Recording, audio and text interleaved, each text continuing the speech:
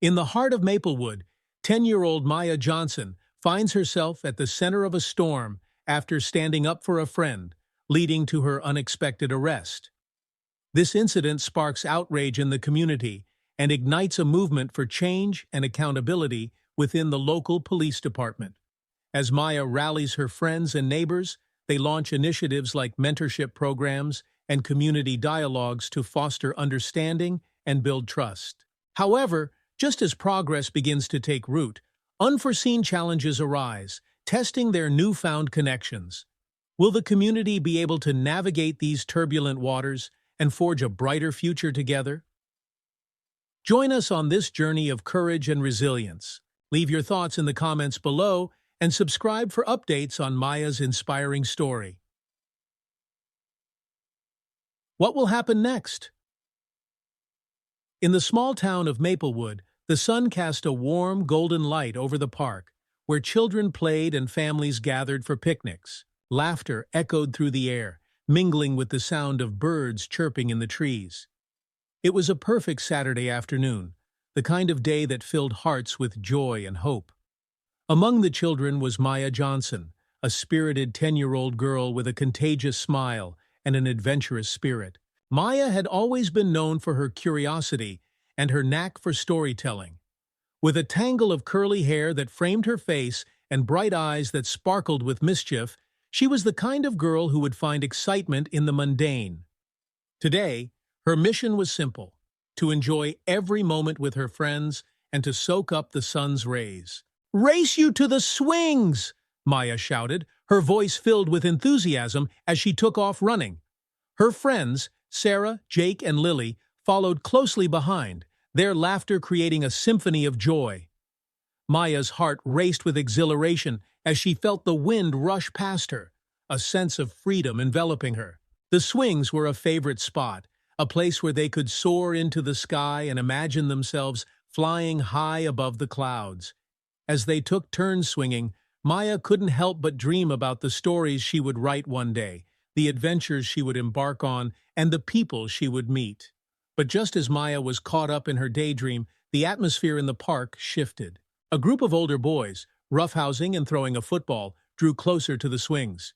Their laughter turned harsh as they spotted another child, a younger boy playing alone on the grass. Without warning, they ran toward him, teasing and shoving him around. Maya's heart sank as she watched the scene unfold. She couldn't bear to see someone being bullied. Her instincts kicked in. "Hey, leave him alone!" she shouted, her small frame filled with determination. The boys paused, turning to face Maya with a mix of surprise and mockery. "What are you going to do about it, little girl?" one of them sneered, pushing the boy down onto the grass. Maya clenched her fists, feeling a surge of anger. "You can't treat people like that." "Stop it!" she yelled, stepping forward. The older boys laughed, unfazed by her words. They shoved the boy again, and in that moment, Maya's protective instincts took over. She ran towards the group, ready to defend the boy. "You need to stop!" she cried, trying to pull the boys away from him. But chaos erupted as one of the boys, in an attempt to shove Maya aside, accidentally pushed her to the ground. She landed hard on the grass, the wind knocked out of her. For a moment, everything seemed to slow down as she looked up, dazed and bewildered. "Maya!" Sarah cried out, rushing to her side. "Are you okay?" Just then, the commotion caught the attention of a nearby police officer, Officer Daniels, who was patrolling the area. Hearing the shouts and seeing the crowd gathering, he quickly made his way over. "What's going on here?" Officer Daniels asked, his voice firm as he surveyed the scene. The boys, realizing they were being watched, straightened up, trying to play innocent. Maya, still on the ground, tried to explain through her tears. "I was just trying to help him. They were bullying him." Before she could finish, another officer arrived, Officer Lane, and confusion reigned. The two officers exchanged glances, and without fully understanding the situation, they took control. "You're under arrest," Officer Lane announced, pointing toward Maya, the words ringing out harshly in the warm air. Maya's heart dropped. "What? Me?" The crowd gasped, and her friends stared in disbelief. "No, you can't!" Maya cried, scrambling to her feet. I didn't do anything wrong!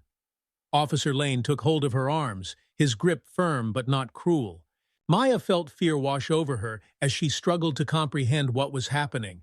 Her mind raced, and she glanced around, searching for familiar faces. "Maya, stay calm!" Sarah shouted, her voice trembling. Panic surged through Maya as she was led away from her friends. The world around her seemed to spin. How could this be happening? She had only wanted to stand up for someone who couldn't defend himself. In the midst of the chaos, Maya's father, Police Chief Samuel Johnson, sat in his office just a few blocks away. He was reviewing paperwork, preparing for the community meeting scheduled for the following week, when he received a call over the radio. The dispatcher's voice cut through his concentration. "Officer Lane and Officer Daniels have detained a young girl at Maplewood Park." "Who?" he asked, his heart racing. "Maya Johnson," the dispatcher replied. The air in the room felt thick as disbelief washed over him. His mind raced, and he grabbed his keys, rushing out the door. He couldn't fathom how his daughter could be involved in something like this. As he sped toward the park, worry gnawed at him. Maya was a good kid. She wouldn't do anything to warrant being arrested.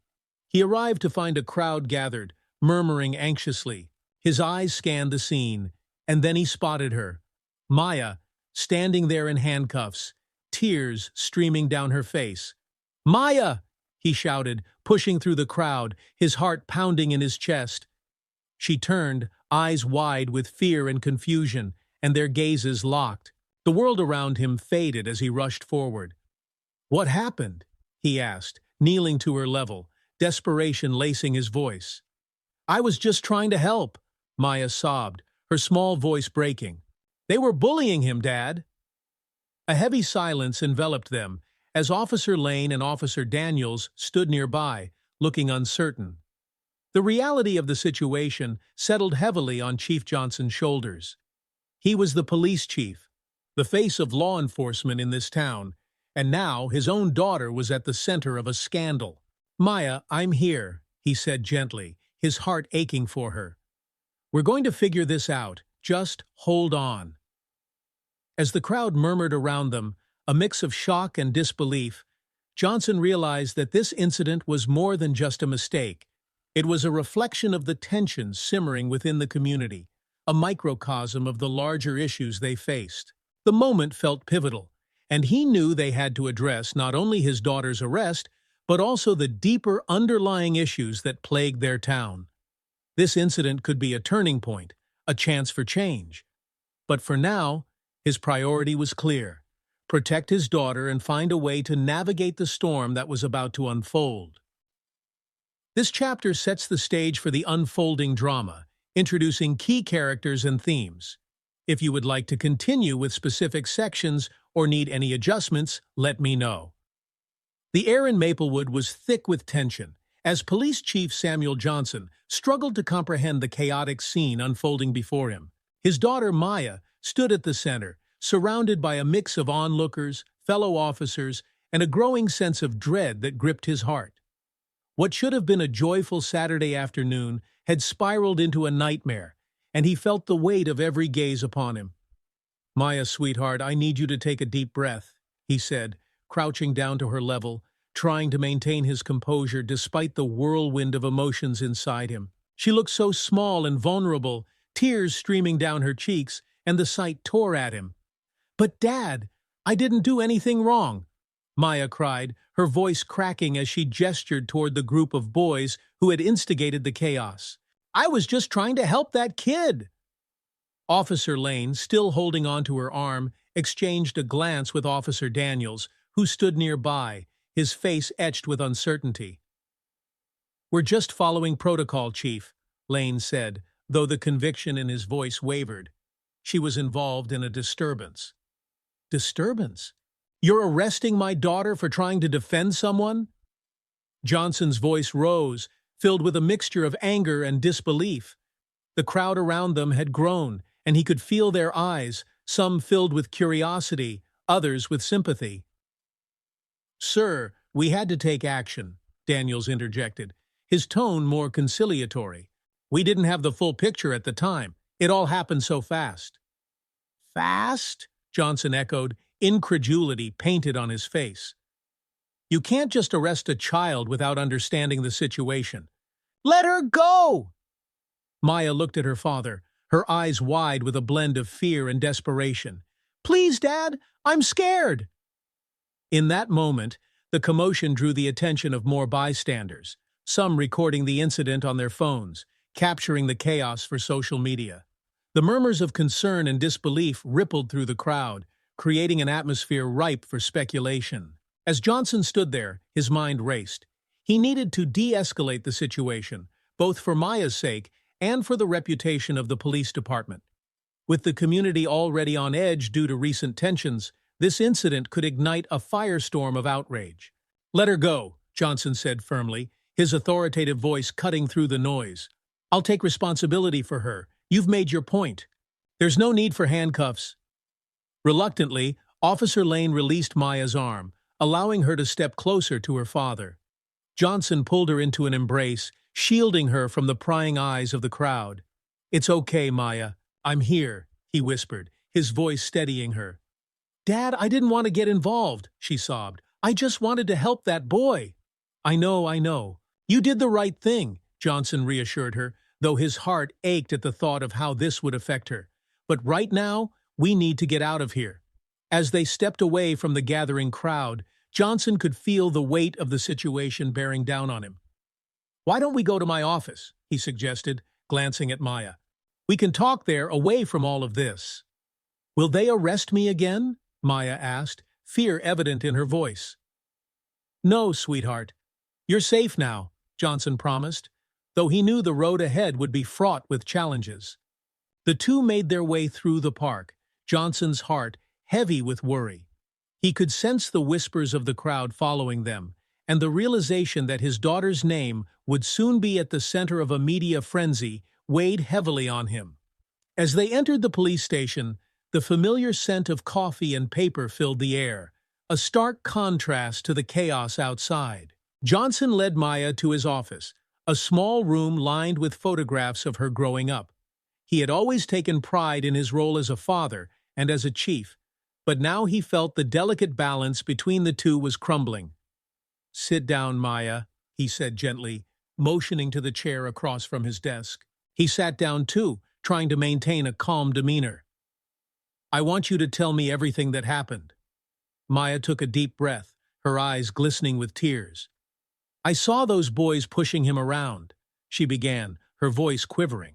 I just wanted to stop them. I didn't think they'd end up hurting you? Johnson finished for her, his heart aching at her vulnerability. Yeah, she said softly, looking down at her hands. I just didn't want him to feel alone. I thought if I stood up for him, maybe they'd stop. Johnson nodded, admiring her courage, but he also felt an overwhelming sense of protectiveness. You did what you thought was right, but sometimes people don't understand that. Sometimes they react without thinking. Maya wiped her tears, looking up at her father with determination. But Dad, it's not fair. Just because I'm a kid doesn't mean I can't help. I thought that's what you taught me, standing up for what's right. Absolutely, and I'm proud of you for that. But the world can be complicated, and sometimes people make mistakes. He paused, searching for the right words. I need you to trust me that I'll make this right.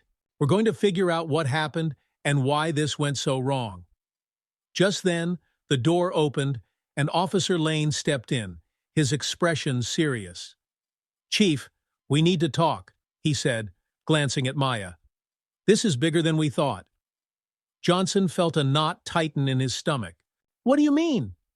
Lane stepped further into the room, closing the door behind him. The boy Maya tried to help. His mother is a well-known activist in town. She's already posted about the incident on social media, and it's gaining traction. Maya's eyes widened. What does that mean?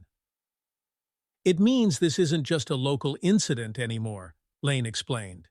People are outraged, and the media is starting to pick up the story. If we don't handle this carefully, it could escalate quickly. Johnson ran a hand through his hair, feeling the weight of the world pressing down on him. We need to get ahead of this. I want a full report on what happened, including statements from all the officers involved. Lane nodded, but uncertainty flickered in his eyes. Chief, I think we also need to consider how this reflects on the department as a whole. With the current climate regarding police and community relations— I know, Johnson interjected, his voice firm, but we can't let fear dictate our actions. We need to approach this transparently. Maya deserves that, and so does the community. Lane hesitated but finally nodded. Okay, I'll start compiling everything and set up a meeting with the community leaders. Thank you, Johnson said, turning his focus back to Maya, who looked anxious. You okay, kiddo? She nodded but bit her lip. I just don't want this to blow up. I didn't mean for any of this to happen. I know, he said softly, trying to comfort her. But sometimes, standing up for what's right brings attention, and that can lead to change. We'll face this together. As the two spoke, the gravity of the situation hung heavy in the air. Johnson knew this was a pivotal moment, not just for his daughter, but for the entire community. The road ahead would be filled with challenges, but they would navigate it together. Let's get some fresh air, Johnson suggested, standing up. I think it might help clear our heads. Maya stood as well, her eyes still wide with fear, but beginning to hold a spark of determination. Can we go to the park? She asked. I want to see if that boy is okay. Of course, Johnson replied, feeling a swell of pride at her compassion. Let's make sure he's all right. As they stepped outside, the weight of the world felt a little lighter. Maya took her father's hand, her small fingers wrapping around his tightly. Together they walked toward the park, ready to confront the challenges ahead. Upon arriving at the park, the atmosphere felt different. The sun was still shining, but the laughter of children had been replaced by a somber silence. A small crowd had gathered around the area where the incident had occurred, and the tension was palpable. Maya, stay close to me, Johnson said, scanning the crowd for any sign of the boy she had tried to help. He spotted a woman, probably in her 30s, talking animatedly to some other parents, her expression a mix of anger and concern. Mom! A familiar voice called out, and Maya turned to see the boy from earlier, Lucas, approaching, his face slightly bruised but his spirit unbroken. He was accompanied by his mother Angela, who looked equally upset. Maya! Lucas exclaimed, running over to her. Are you okay? I'm fine, but I'm so sorry for what happened, Maya said, her heart aching as she saw the bandage on his arm. I was just trying to help you. Angela stepped forward, her eyes narrowing as she took in the sight of the police chief. What happened, Chief Johnson? She demanded, her voice filled with concern. Your officers arrested my son's friend. Mrs. Thompson, please, Johnson said, trying to keep his voice calm. I understand your concerns, and I want to hear your perspective on what happened. Lucas looked between his mother and Maya. I didn't do anything, Mom. Maya was just trying to help me. Help? By getting arrested? Angela shot back, frustration evident in her tone.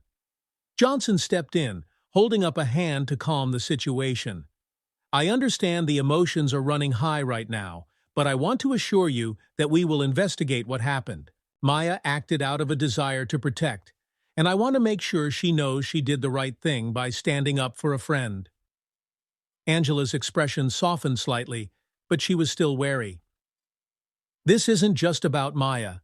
This is about the ongoing issue of police conduct in our community. My son shouldn't have to fear for his safety, especially not at the hands of law enforcement. Maya glanced at her father, her heart racing as she realized the weight of the conversation. She had only wanted to help, but now it felt like everything was spinning out of control. I understand your concerns, and I assure you that we will address them, Johnson said, his voice steady. But I need you to trust me that I'll do everything in my power to make this right. Angela nodded, but Maya could see the mistrust in her eyes. It's not just about this incident, Chief. It's about a pattern that's been established for years. People are tired of being treated like criminals. Johnson felt the tension in the air thickening. I hear you, and I understand. I want to work together to build that trust back, but it starts with open communication. Let's set up a community meeting where everyone can voice their concerns. Maya watched as her father spoke, realizing he was trying to bridge the gap between law enforcement and the community. But it wouldn't be easy, and she felt the weight of the expectations resting heavily on their shoulders. As they continued to talk, Maya felt a sense of determination rise within her. She wouldn't let fear hold her back. She wanted to be part of the change, to ensure that no one else would feel the way she did today. "Mrs. Thompson," Maya said, her voice steady despite her trembling heart. "I know this is hard, but I really did just want to help. I'm sorry for how it turned out, and I want to make things better." Angela's gaze softened as she looked at Maya. "Thank you for saying that. It takes courage to stand up and speak out, especially when things are tough." Maya felt a small spark of hope ignite within her. "Maybe we can work together to make sure this doesn't happen again." Angela smiled, a glimmer of understanding passing between them. "I'd like that, Maya. Together, we can push for change." As the sun began to dip low in the sky, casting a golden hue over the park, Johnson felt a sense of relief wash over him. This wasn't just about his daughter or the arrest. It was about the community coming together to confront the challenges they faced. "We'll make this right," he said, determination in his voice. "And we'll start today." After the encounter in the park, Johnson and Maya returned home, the weight of the day lingering in the air. As they settled into their routine, Johnson couldn't help but reflect on the events that had unfolded. He had seen the community's anger firsthand, and he knew they were at a tipping point. "Maya, I'm really proud of you," he said as they prepared dinner together, trying to lighten the mood. "You showed a lot of bravery out there." "Thanks, Dad," she replied, her voice softer now. "But I don't want to just be brave. I want to help make things better." "I know, and you will. We're going to make sure your voice is heard," he assured her, stirring the pot of spaghetti sauce. "This is just the beginning. We'll set up that community meeting and make sure everyone can share their thoughts." Maya nodded, feeling a sense of purpose. "Can I speak at the meeting?" she asked, her eyes shining with determination. "Absolutely," Johnson replied, a smile spreading across his face.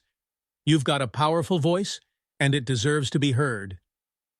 As they sat down to eat, Maya couldn't shake the feeling that this was more than just a difficult day. It was a catalyst for change. She felt empowered and hopeful, ready to stand up not just for herself, but for others who had been affected by the system. With the evening winding down, Johnson felt a sense of renewed purpose. He would not only protect his daughter, but also work toward rebuilding the trust that had been lost in their community. "We'll get through this together," he said softly, and Maya smiled back, the bond between them stronger than ever. The following week in Maplewood dawned bright and clear, yet the air was thick with tension. What should have been a peaceful transition into spring had turned into a powder keg of emotions, opinions, and outrage following the arrest of Maya Johnson, the 10-year-old daughter of the police chief. News had spread quickly through social media, igniting a firestorm of discussions and debates about policing, race, and justice within the community. The morning after the incident, Angela Thompson, Lucas's mother, sat at her kitchen table, scrolling through her phone. She had posted about the arrest, sharing not just her frustration, but her fear for her son and the community's children. She wanted to make sure that everyone understood the implications of what had happened, not just to Maya, but to any child who dared to stand up for another. As she read through the comments, her heart raced. Some were supportive, echoing her sentiments and calling for change. Others were defensive, siding with the police and accusing her of stirring up unnecessary trouble. "Look, it's all over the news," Lucas said, peering over his mother's shoulder at the screen. He felt a mix of pride and fear, knowing that his mother was fighting for their safety, but also feeling the weight of the situation bearing down on him. "Let them say what they want," Angela replied, her voice steady, but her eyes betraying her concern. "We need to make sure our voices are heard. It's not just about this one incident. It's about making sure our kids can grow up safe in this town." Meanwhile, across town, Chief Samuel Johnson sat in his office, the phone ringing incessantly. He had been trying to hold meetings with community leaders, hoping to find a way to address the growing unrest. However, each time he reached out, the tension was palpable. People were hesitant, unsure of how to approach the topic without escalating the situation further. "Chief, they're asking for a public forum," Officer Lane said as he entered the room. "They want to air their grievances directly to you." Johnson sighed, leaning back in his chair. "I understand their frustration, but I need to ensure this doesn't spiral out of control. We have to approach this delicately." "I think it's a good idea," Lane urged. "We can't keep burying our heads in the sand. If we don't engage with the community, we risk losing their trust entirely." Johnson nodded slowly, considering the implications. "All right, let's set it up, but I want to make sure we have a clear agenda. We need to focus on solutions, not just complaints." As they organized the meeting, the anticipation in the community grew. Flyers were distributed, and word of mouth spread like wildfire. The event was set for the following Thursday evening at the town hall, and residents were encouraged to voice their opinions. As the day approached, Angela rallied the community, urging everyone to attend. "This is our chance to make a difference," she told a group of concerned parents at a coffee shop. "If we don't speak up, nothing will change. We need to ensure our children are safe." Some were hesitant, fearing retaliation from the police. But Angela's determination was contagious, and slowly, the group began to see the importance of standing together. On the day of the forum, people began to gather outside the town hall, a mix of anxious and determined faces. Banners were raised, and the atmosphere buzzed with conversations. Maya, who had been anxiously preparing her speech, stood with her father, her heart racing as she looked out at the crowd. "Are you ready, kiddo?" Johnson asked, kneeling to her level. "I think so," Maya replied, her voice wavering slightly. "What if they don't want to listen?" "They will," he reassured her. "Your voice matters. You're speaking for all the kids who have felt afraid or unheard.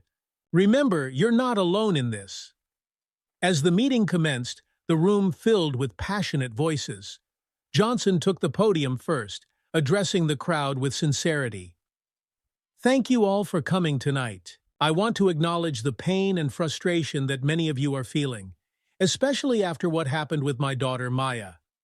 We are here to listen, to understand, and to work together toward a solution." The audience murmured, some nodding in agreement while others remained skeptical. Johnson could feel the weight of their scrutiny, but pushed forward, determined to make a connection. "We have to do better," he continued, his voice steady. "I know that many of you feel let down by the police department, and I want to assure you that we are committed to changing that. Tonight is about finding common ground and addressing these issues head-on." As he stepped down, Angela took the floor, a fire igniting in her belly. "I'm here tonight not just as a mother, but as a member of this community. What happened to Maya could have happened to any of our children. We need to address the systemic issues within our police department and demand accountability." The crowd erupted in applause, and Maya's heart swelled with pride. Her mother's courage inspired her, and she felt ready to step forward. As the night wore on, various community members spoke out, sharing their experiences and frustrations. Voices rose and fell, some filled with anger, others with sorrow, but all unified in their demand for change. One mother, tears in her eyes, recounted how her son had been stopped by the police simply for walking home from school. "He was terrified," she said, her voice trembling. "He didn't understand why he was being treated like a criminal when he was just a kid." As the stories unfolded, Maya felt a mix of emotions. She listened intently, absorbing the weight of each person's experience, recognizing the pain that resonated in their words. It was a reminder that her own experience was part of a larger narrative, one that needed to be told. Finally, it was her turn to speak. Taking a deep breath, Maya approached the podium, the crowd quieting as they awaited her words. She stood tall, recalling her father's encouragement. "Hi, I'm Maya Johnson," she began, her voice shaky but determined. "I'm 10 years old, and I'm here to tell you that standing up for what's right is important. When I saw Lucas being bullied, I just wanted to help. I didn't think I'd end up getting arrested for it." The crowd listened intently, and she could see expressions of empathy and support. "I was scared when the police took me away," she continued, her voice growing stronger.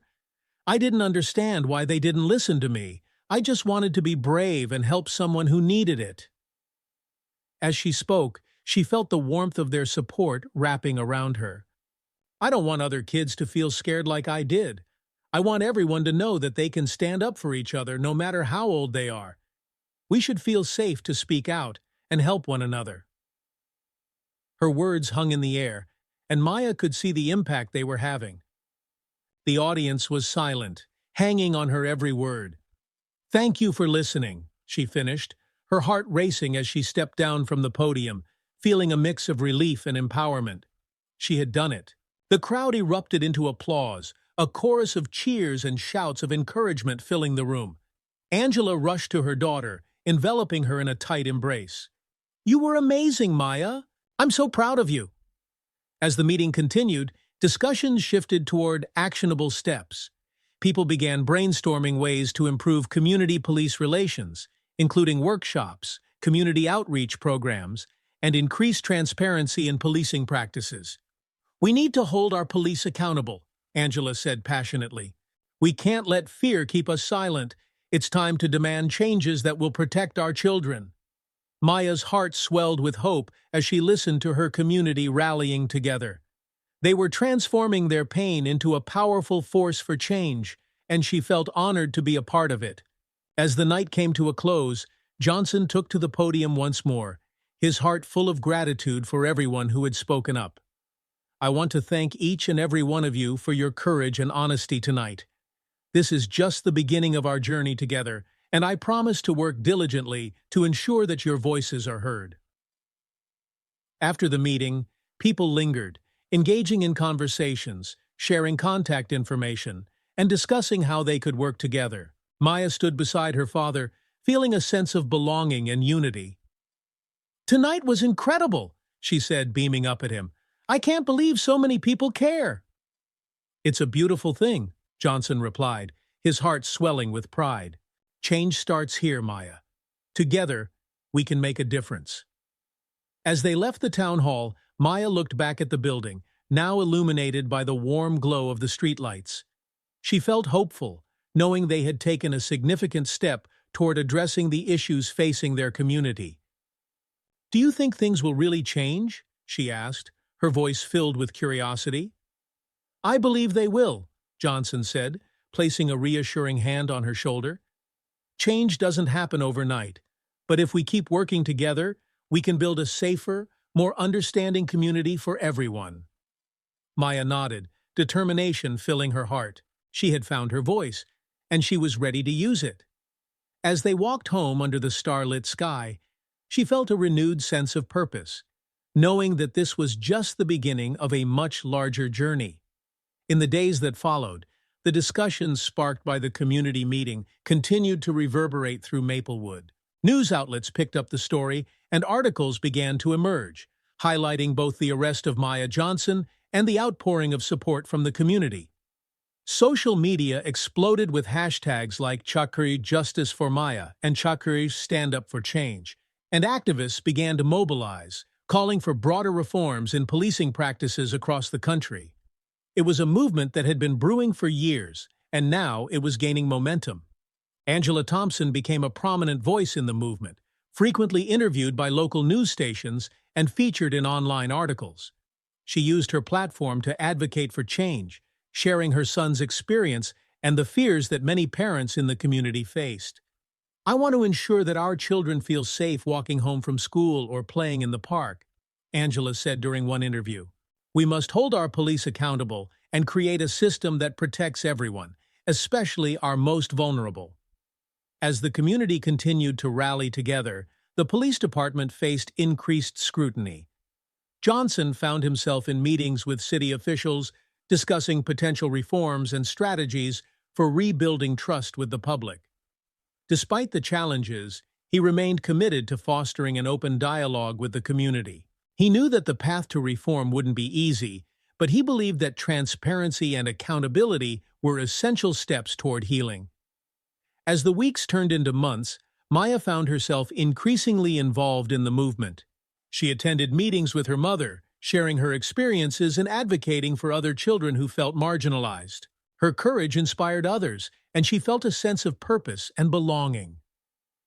One afternoon, while sitting in her bedroom surrounded by school books and papers, Maya decided to write a letter to the mayor.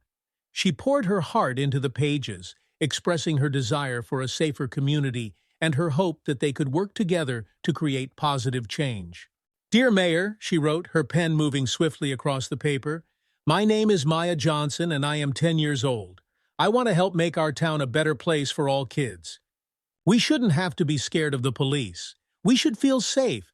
Please listen to our voices, and let's work together to make things right." When she finished, she folded the letter carefully and placed it in an envelope, her determination shining brightly. With her mother's encouragement, she decided to deliver the letter in person at the next city council meeting. On the day of the meeting, Maya stood outside the town hall, her heart pounding with excitement and nerves. The council chambers were filled with community members, eager to voice their opinions and support the movement. As the meeting commenced, Maya waited for the right moment to speak. She watched as people shared their stories, their voices rising with passion and conviction. Finally, she felt a surge of courage. "Excuse me," Maya called out, raising her hand to get the attention of the council members. The room quieted and all eyes turned toward her. "I have something to say," she continued, her voice steady. Johnson smiled, pride swelling in his chest as he watched his daughter step forward. "Go ahead, sweetheart." Maya approached the podium, her small frame standing confidently before the council. "My name is Maya Johnson, and I'm 10 years old. I wrote a letter to the mayor because I want to help make our community safer for all kids. We shouldn't be scared to speak up or help others." As she spoke, she could see the audience leaning in, listening intently. "When I stood up for my friend, I didn't think I would get arrested. I just wanted to protect him. I think we need to make sure that all kids can feel safe and brave." The room erupted into applause, and Maya felt a rush of exhilaration. She had found her voice and was using it to advocate for change. "Thank you, Maya," the mayor said, stepping forward. "Your bravery is inspiring, and I want you to know that we are committed to listening to our community. We will work together to ensure that every child in Maplewood feels safe and heard." As the meeting concluded, Maya felt a sense of accomplishment wash over her. She had made her voice heard, and she knew that change was possible. Together with her community, they would continue to push for a brighter future. As they walked home, Johnson placed a reassuring hand on Maya's shoulder. "I'm so proud of you, kiddo. You're making a real difference." "I just want to help," Maya replied, her heart full of hope. "And you are," he said, smiling. "Together, we'll create the change we want to see." In the months that followed, the community of Maplewood began to transform. The dialogue surrounding policing and community relations had opened pathways to understanding, and changes started to take root. Maya continued to play an active role, attending meetings, speaking out, and advocating for her peers. The bond between her and her father grew stronger as they navigated the complexities of their new reality together. They were more than just a police chief and his daughter. They were allies in a movement for change. As the seasons changed and the world continued to grapple with its challenges, the people of Maplewood stood united, fueled by the courage of a 10-year-old girl who dared to speak up. Maya had discovered her voice, and she would use it to shape a better future for herself, her friends, and the entire community. Together, they were writing a new chapter in the story of Maplewood, one filled with hope, courage, and the promise of change. As the weeks turned into months, the community of Maplewood rallied around Maya Johnson and the issues surrounding her arrest.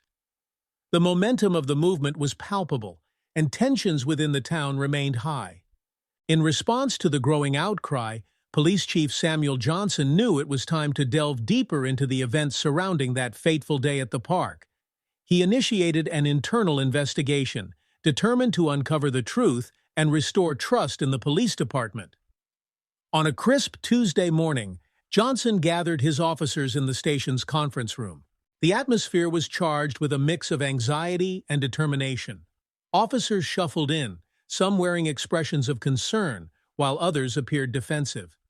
"Thank you all for being here," Johnson began, standing at the front of the room, a stack of documents in hand. "As many of you know, we are conducting a full investigation into the circumstances surrounding Maya Johnson's arrest. It's crucial that we approach this transparently and ensure that everyone involved is heard." Whispers rippled through the room. Officers exchanged glances, and Johnson could feel the weight of their scrutiny. They all knew the stakes were high, the community was watching closely, and their credibility was on the line. "First, I want to remind everyone that this investigation isn't about placing blame.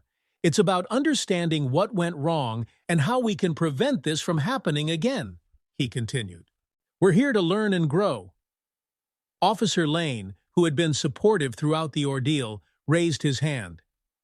"Chief, how will we handle the officers involved in the arrest?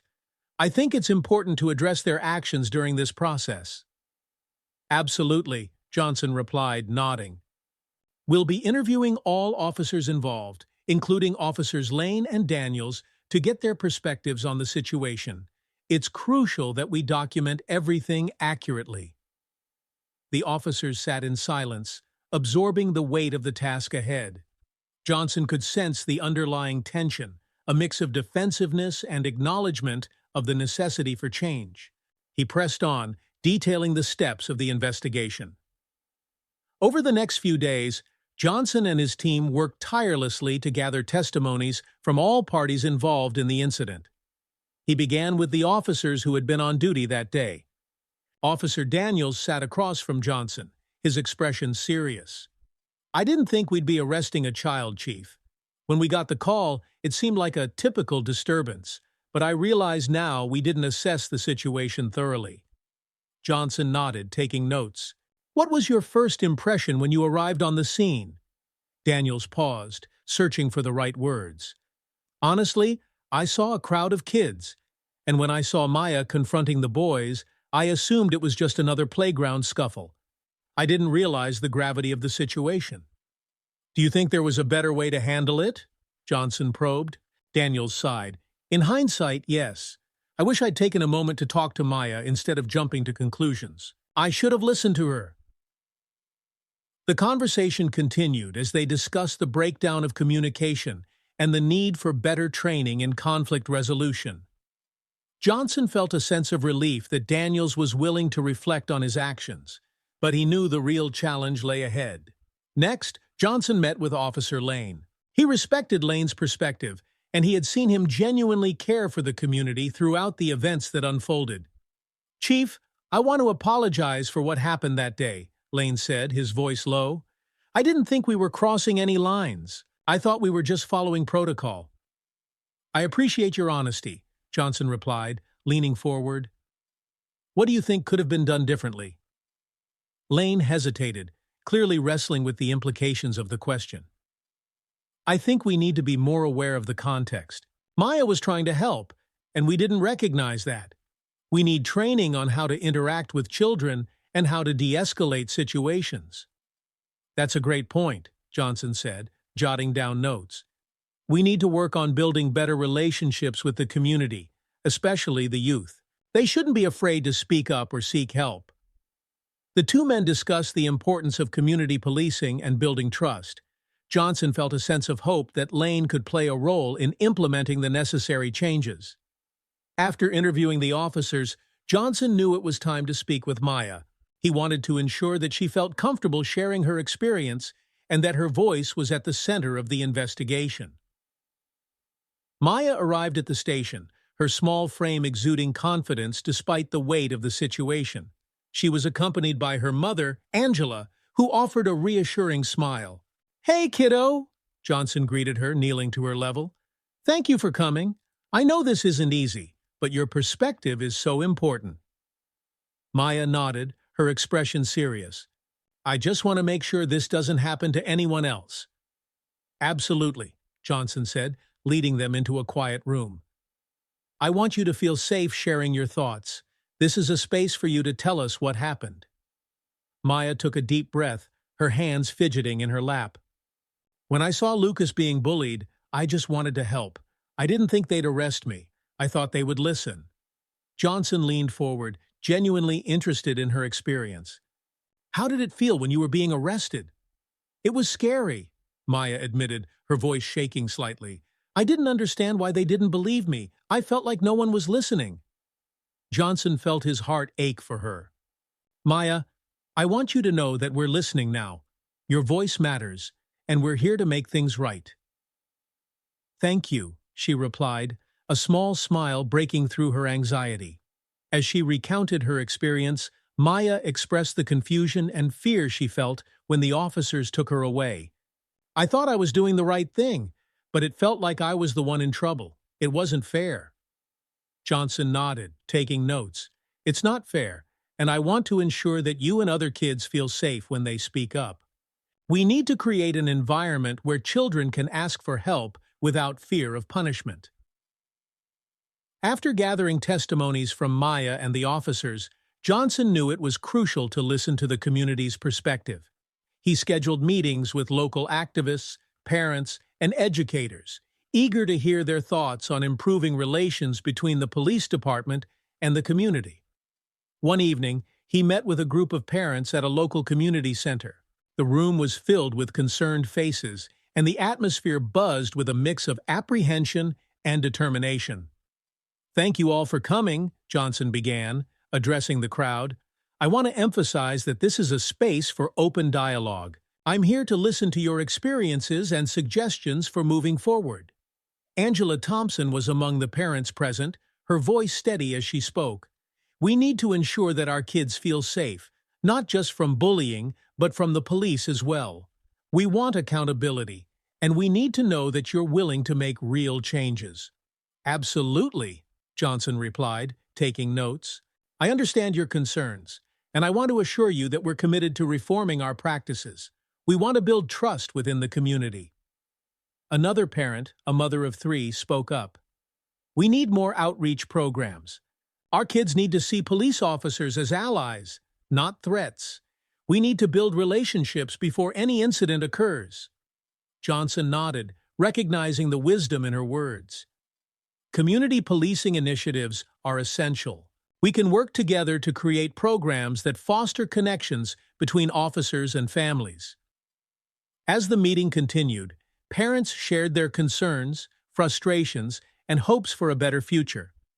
They spoke about the importance of mentorship programs, youth engagement activities, and opportunities for open dialogue with officers. "Every child deserves to feel safe and heard," Angela said passionately. "This isn't just about Maya, it's about every kid in this community." Johnson felt a renewed sense of purpose as he listened to their voices. He knew that the investigation was not just about Maya's arrest, it was about transforming the police department's approach to community relations. Over the next few weeks, Johnson focused on implementing the changes that the community demanded. He organized training sessions for his officers, emphasizing de-escalation tactics, communication skills, and the importance of understanding the diverse backgrounds of the community they served. Lane was instrumental in leading the training sessions, sharing insights from the officers' experiences during the investigation. "We need to recognize that our actions have consequences, and we must strive to be better," he emphasized. Maya, along with other children from the community, was invited to participate in discussions about safety and communication. Johnson believed it was vital for kids to feel empowered and to know that their opinions mattered. At one of the training sessions, Maya stood before a group of officers, her small frame filled with determination.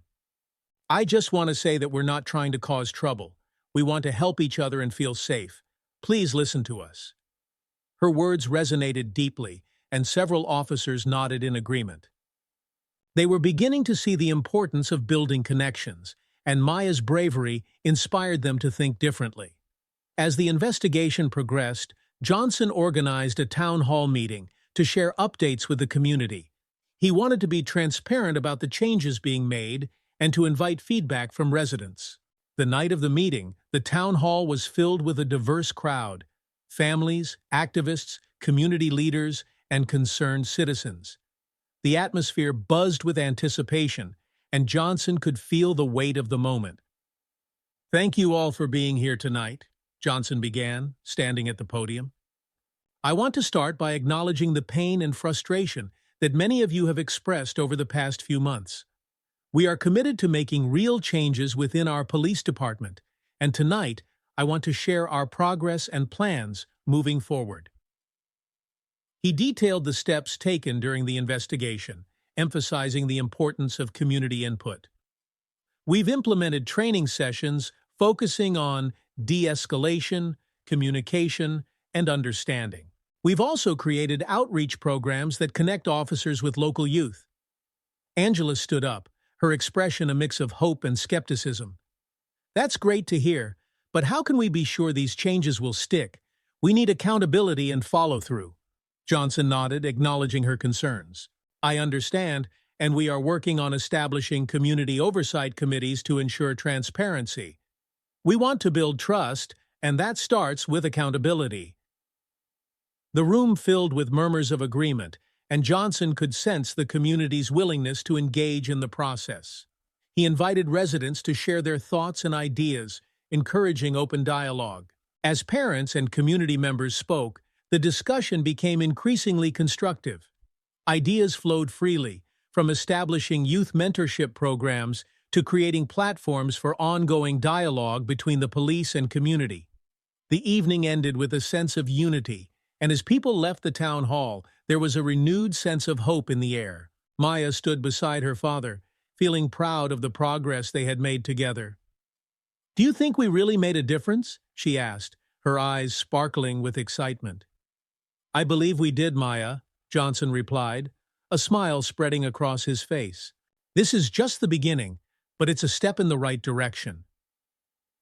As they walked home, Maya reflected on the events that had unfolded over the past few months.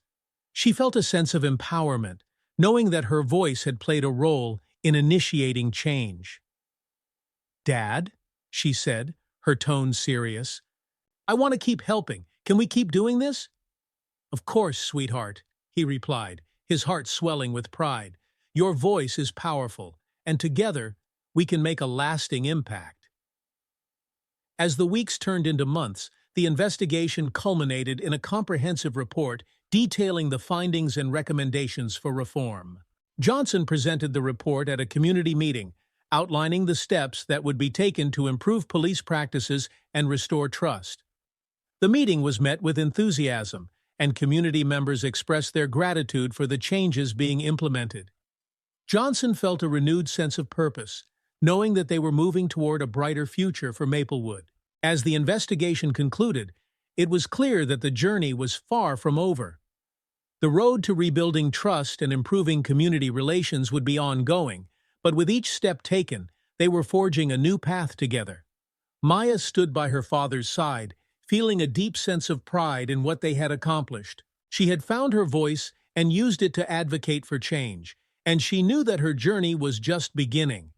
With hope in their hearts and determination to continue the work ahead, the people of Maplewood stood united, ready to embrace the challenges that lay ahead. Together, they would shape a future defined by understanding, compassion, and the belief that change was possible. The sun rose over Maplewood, casting a warm glow across the town as the community prepared for a day filled with discussions, reflections, and a renewed commitment to change. The town hall had become a beacon of hope, a place where voices were heard and solutions were sought. After months of protests, discussions, and investigations, the community was ready to take the next steps together. Maya awoke that morning with a flutter of excitement and nerves in her stomach. Today was the day of the follow-up town hall meeting, where she would have the opportunity to share her experiences again, this time focusing on solutions and how the community could continue to work together. "Are you ready for today?" her father, Police Chief Samuel Johnson, asked as he poured a cup of coffee. Maya nodded, feeling a mix of determination and apprehension. "I just want everyone to understand that it's not just about what happened to me. It's about how we can make things better for everyone." Exactly, Johnson replied, a proud smile crossing his face. You've already made a difference, and today is another chance to inspire change. Just remember to speak from your heart. Maya took a deep breath, grounding herself. She had spent the last few days practicing her speech, ensuring she articulated her thoughts clearly. It was important for her to convey her message, not just to the adults in the room, but to her peers as well, letting them know they had the power to advocate for themselves and others. As they prepared to leave, Angela Thompson arrived at their home. "Good morning, Maya. Are you ready for your big speech?" she asked with a warm smile. Maya smiled back, her excitement growing. "I think so. I just hope I can make them see how important this is." "You will," Angela assured her. "Your voice matters, and people need to hear it." They all made their way to the town hall, the anticipation in the air palpable. As they entered the building, Maya noticed the vibrant energy of the crowd. Families, community leaders, and activists had gathered, all eager to engage in meaningful conversations. Inside the town hall, a large banner hung above the podium, reading, "Together for Change, a Community Dialogue." The atmosphere was filled with a mix of nervousness and determination, and Maya felt a wave of hope wash over her. The town hall was packed, with people filling every available seat and standing along the walls. Johnson took the podium first, ready to open the meeting. "Thank you all for being here today," he began, his voice steady and reassuring. "This community has shown incredible resilience and strength over the past few months, and I want to acknowledge the hard work and dedication that each of you has put into advocating for change. We are here today not just to reflect on the past, but to look toward the future and explore how we can work together to create a safer, more inclusive community for everyone." The crowd applauded, and Maya felt a surge of motivation. She knew this was the moment to step up and share her truth. After Johnson concluded his opening remarks, he invited Maya to the podium. Taking a deep breath, she approached the microphone, feeling the weight of everyone's gaze on her. "Hi, everyone. My name is Maya Johnson, and I'm 10 years old," she began, her voice steady despite the butterflies in her stomach. "I want to talk about what happened to me and how it can help us all make things better." The room was silent, all eyes focused on her. "When I stood up for my friend Lucas, I didn't expect to get arrested. I just wanted to help. It was scary when the police took me away, and I didn't understand why they didn't believe me." Maya paused, scanning the crowd, her heart pounding in her chest. "But what I've realized is that we need to make sure everyone feels safe speaking up. It shouldn't matter how old you are.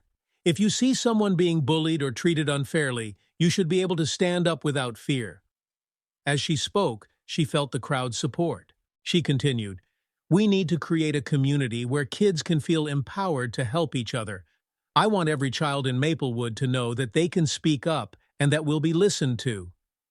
Maya's voice grew stronger as she shared her vision for a community where kindness and support flourished. She talked about the importance of mentorship programs, where older kids could guide younger ones, fostering a sense of belonging and community spirit. "Together, we can make sure that no one feels alone.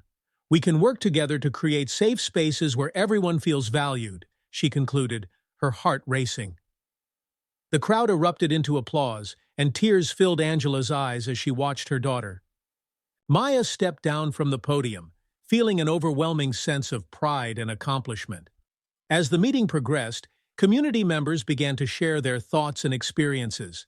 The discussions flowed naturally, and the dialogue was constructive. A local teacher spoke up, "I think it's essential that we start teaching our children about empathy and conflict resolution early on. We need to create programs in our schools that encourage kids to be advocates for one another." "I agree," a father chimed in.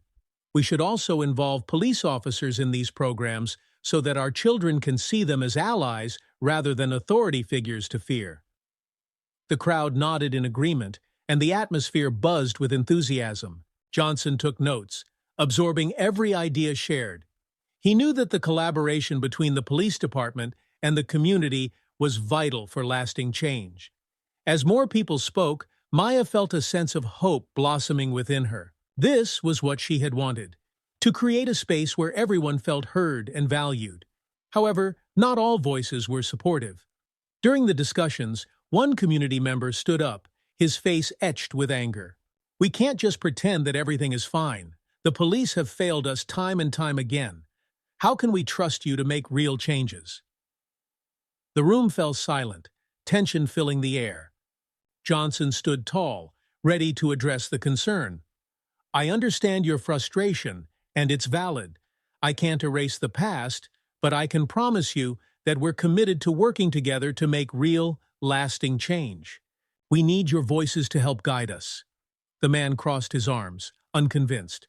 "Promises are easy to make. We need action."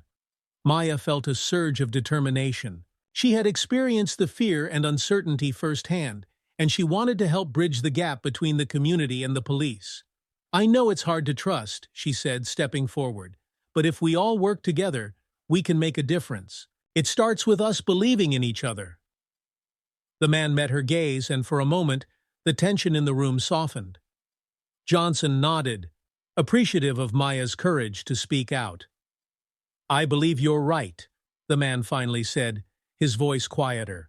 "But we need accountability. We need to see tangible changes in our community." "We will," Johnson replied, feeling a renewed sense of purpose.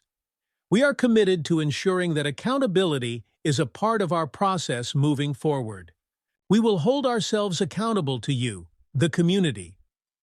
As the meeting continued, the discussions shifted toward actionable steps. Community members began brainstorming ideas for outreach programs, workshops, and initiatives to foster understanding between officers and residents. "Let's create a community day where families can come together with the police," a woman suggested. "We can have activities, games, and a chance for kids to interact with officers in a friendly environment." "Great idea," another parent chimed in. "We need to break down those barriers. Let's organize events that encourage trust and collaboration." Maya listened intently, her heart swelling with pride as she watched the community come together. This was the power of dialogue, the chance to create change through understanding and empathy. As the meeting wrapped up, Johnson stood at the podium once more. "Thank you all for your participation today.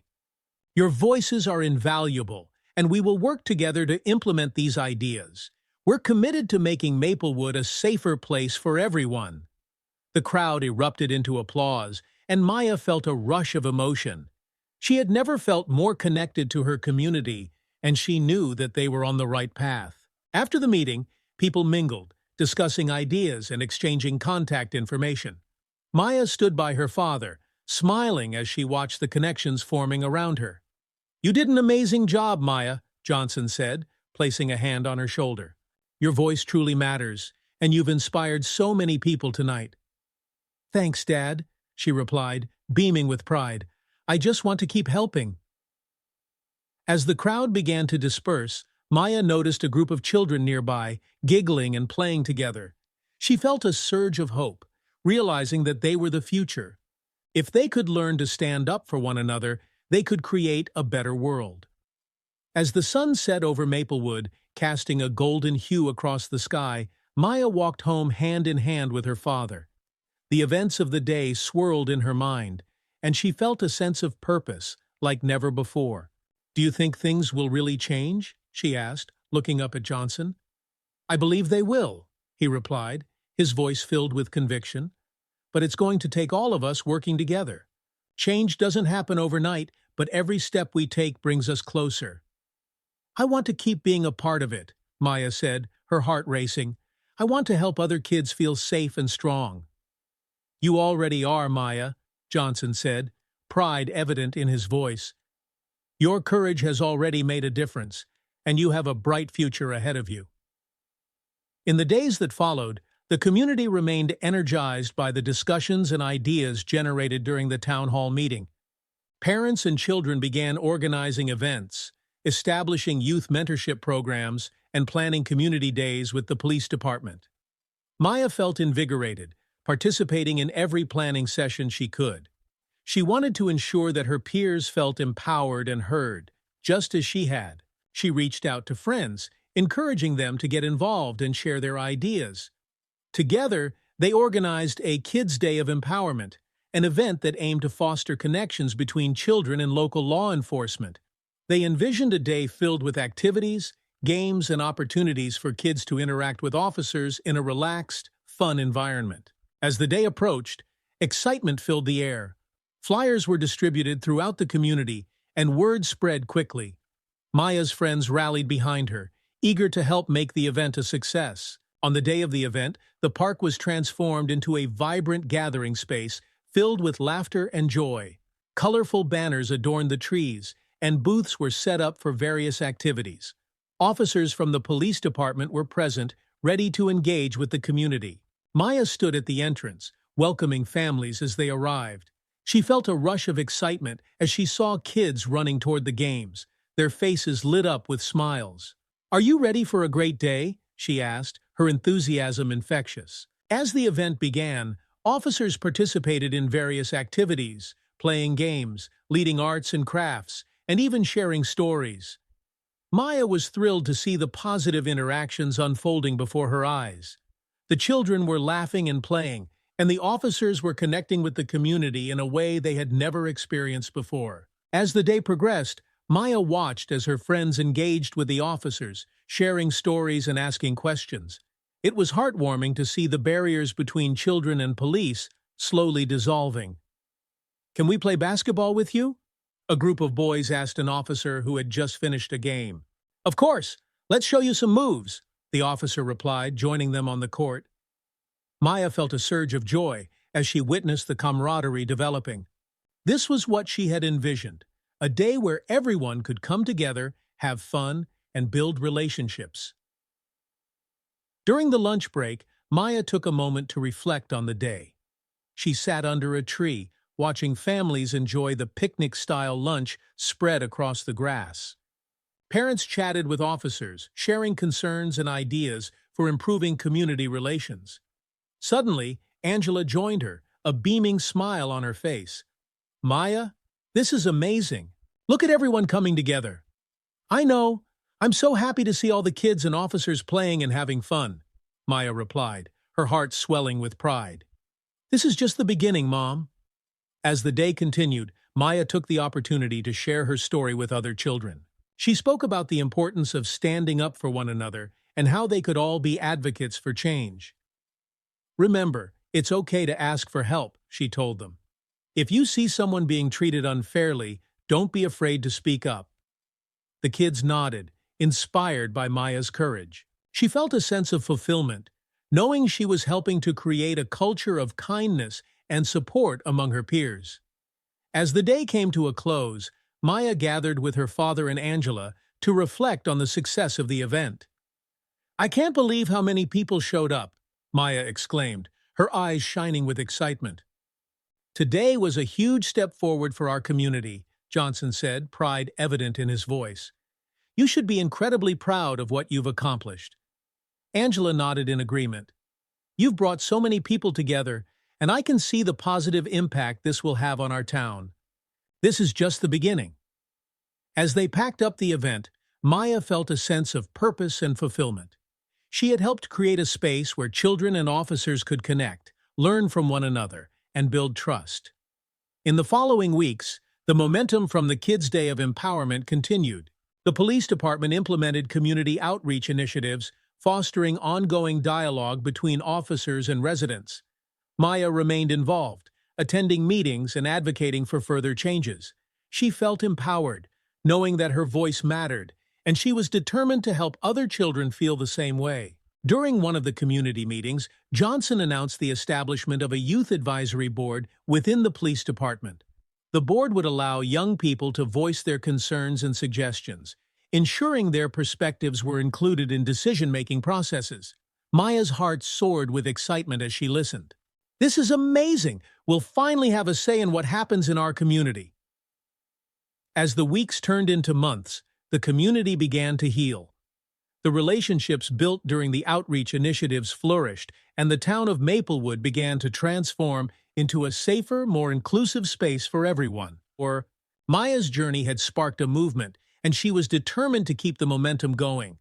With her father by her side and the support of her community, she knew that together they could continue to create positive change for the future.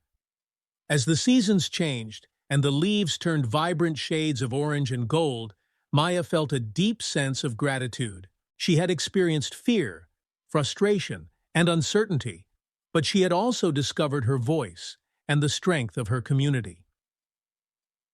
Sitting in her bedroom one evening, Maya reflected on the journey they had all undertaken. She thought about how far they had come and how much work still lay ahead.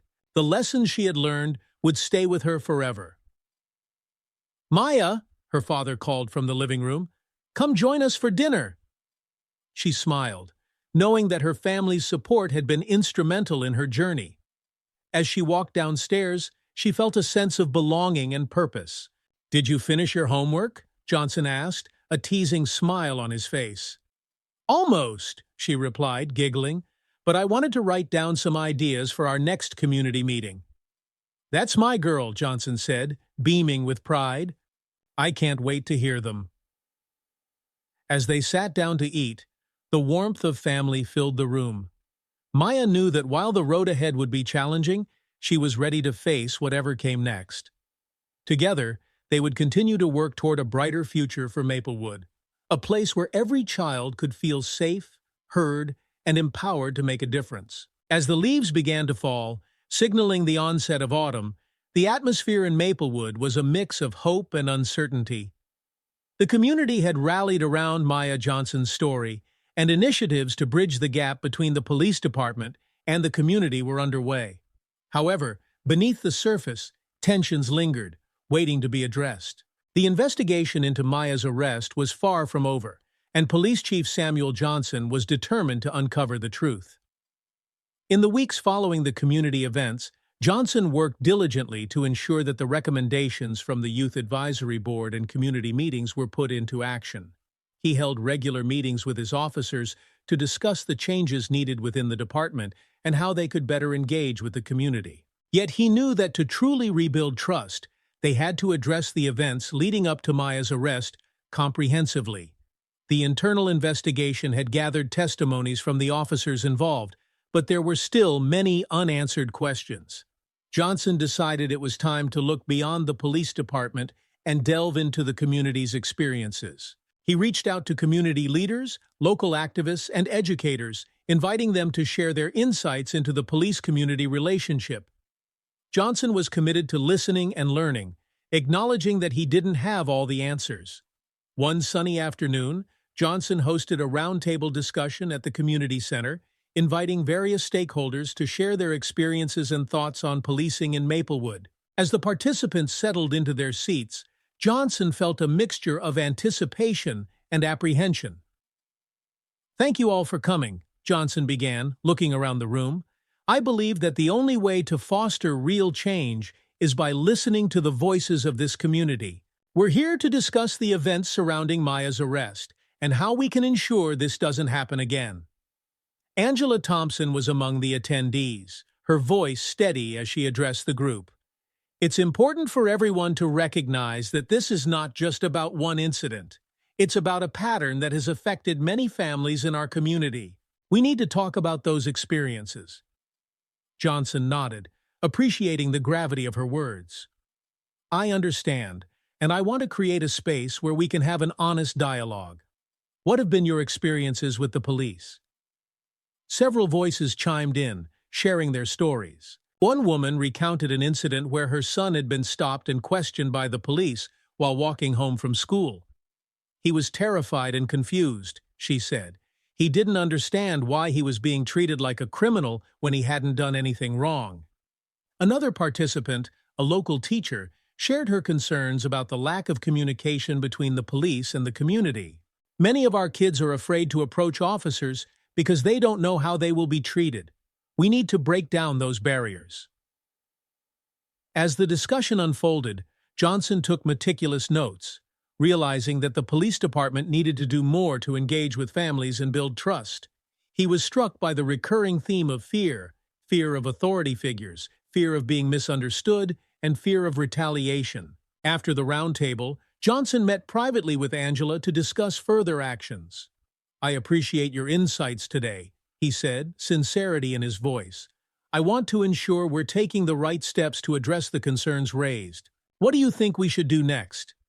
Angela considered his question. I think it's essential to create a community task force that includes residents, police officers, and youth representatives. This group can help guide policy changes and community initiatives, ensuring that everyone's voice is heard. I agree, Johnson replied, his mind racing with possibilities. We could also establish regular community forums where people can come and share their concerns directly with us. Angela smiled, encouraged by his willingness to collaborate. That would be a great start, but we also need to focus on education. Officers should receive training that emphasizes empathy and cultural awareness. Absolutely, Johnson said, feeling a renewed sense of determination. I'll work on drafting a proposal for the task force and include training recommendations. We need to create a culture of understanding within our department. As they discussed further, Johnson knew that action was needed sooner rather than later. He was determined to not only listen to the community, but to also take concrete steps toward building a safer environment for everyone. As the investigation continued, Johnson received an unexpected phone call from Officer Lane, who had been reviewing the incident reports. Chief, I think we need to take a closer look at the footage from that day at the park, Lane said, his voice filled with urgency. What do you mean? Johnson asked, intrigued. I've been thinking about how quickly we reacted and how we might have missed something important. I believe there are security cameras in the area that might have captured the incident, Lane explained. Let's get access to that footage, Johnson replied, a sense of urgency building. We need to see exactly what happened that day. Within days, they secured access to the security footage from the park. The three officers gathered in the station's small conference room, tension hanging in the air as they prepared to watch the video. Johnson hit play, and the screen lit up with the bustling scene of the park. They watched as children played, and Maya was clearly visible, running alongside her friends. Then the older boys entered the frame, and the atmosphere shifted. Pause it there, Johnson said, his heart racing as the video captured the moment Maya intervened. They watched as she bravely confronted the boys, attempting to defend Lucas. I can't believe how quickly this escalated, Lane remarked, watching the footage intently. We didn't give her a chance to explain herself. As they continued to watch, Johnson felt anger bubble within him. They saw Maya getting pushed down, the officers arriving on the scene, and the subsequent chaos that unfolded. The video confirmed their suspicions. The officers had acted hastily and hadn't fully assessed the situation. Looks like we really dropped the ball, Lane said, shaking his head. We should have listened to her. Agreed, Johnson said, feeling a mixture of frustration and determination. We need to be transparent about this. It's crucial that the community sees this footage and understands that we're committed to addressing our mistakes. With the security footage in hand, Johnson decided it was time to host another community forum to discuss the investigation and share the findings. He wanted to ensure the residents of Maplewood felt informed and involved in the process. On the evening of the forum, the atmosphere in the town hall was charged with anticipation. Families filled the seats, and Maya sat near the front, eager to support her father and the ongoing efforts for change. Johnson took the podium, his heart pounding with a mix of nerves and determination. Thank you all for coming tonight. We are here to provide an update on the investigation into Maya's arrest and to share some important findings. He paused, letting his words resonate. As you know, we have been working diligently to understand the events that led to her arrest, and I want to be transparent about what we've discovered. Johnson explained the steps taken during the investigation, including the gathering of testimonies and the review of security footage. As he discussed the footage, he could feel the crowd's intensity growing. Tonight, we will show you the security footage from the park on the day of the incident. I believe it's essential for you to see what transpired and how we can learn from it. As the video played, the room fell silent. Residents watched intently as they witnessed Maya's courageous act of standing up for Lucas, only to see the rapid escalation of the situation. Stop it there, a voice called from the back of the room. It was Angela, her expression a mix of anger and disappointment. This is exactly what we've been talking about. You didn't even give her a chance to explain. Johnson nodded, acknowledging her frustration. I understand your concerns, and I want to emphasize that this is a learning moment for all of us.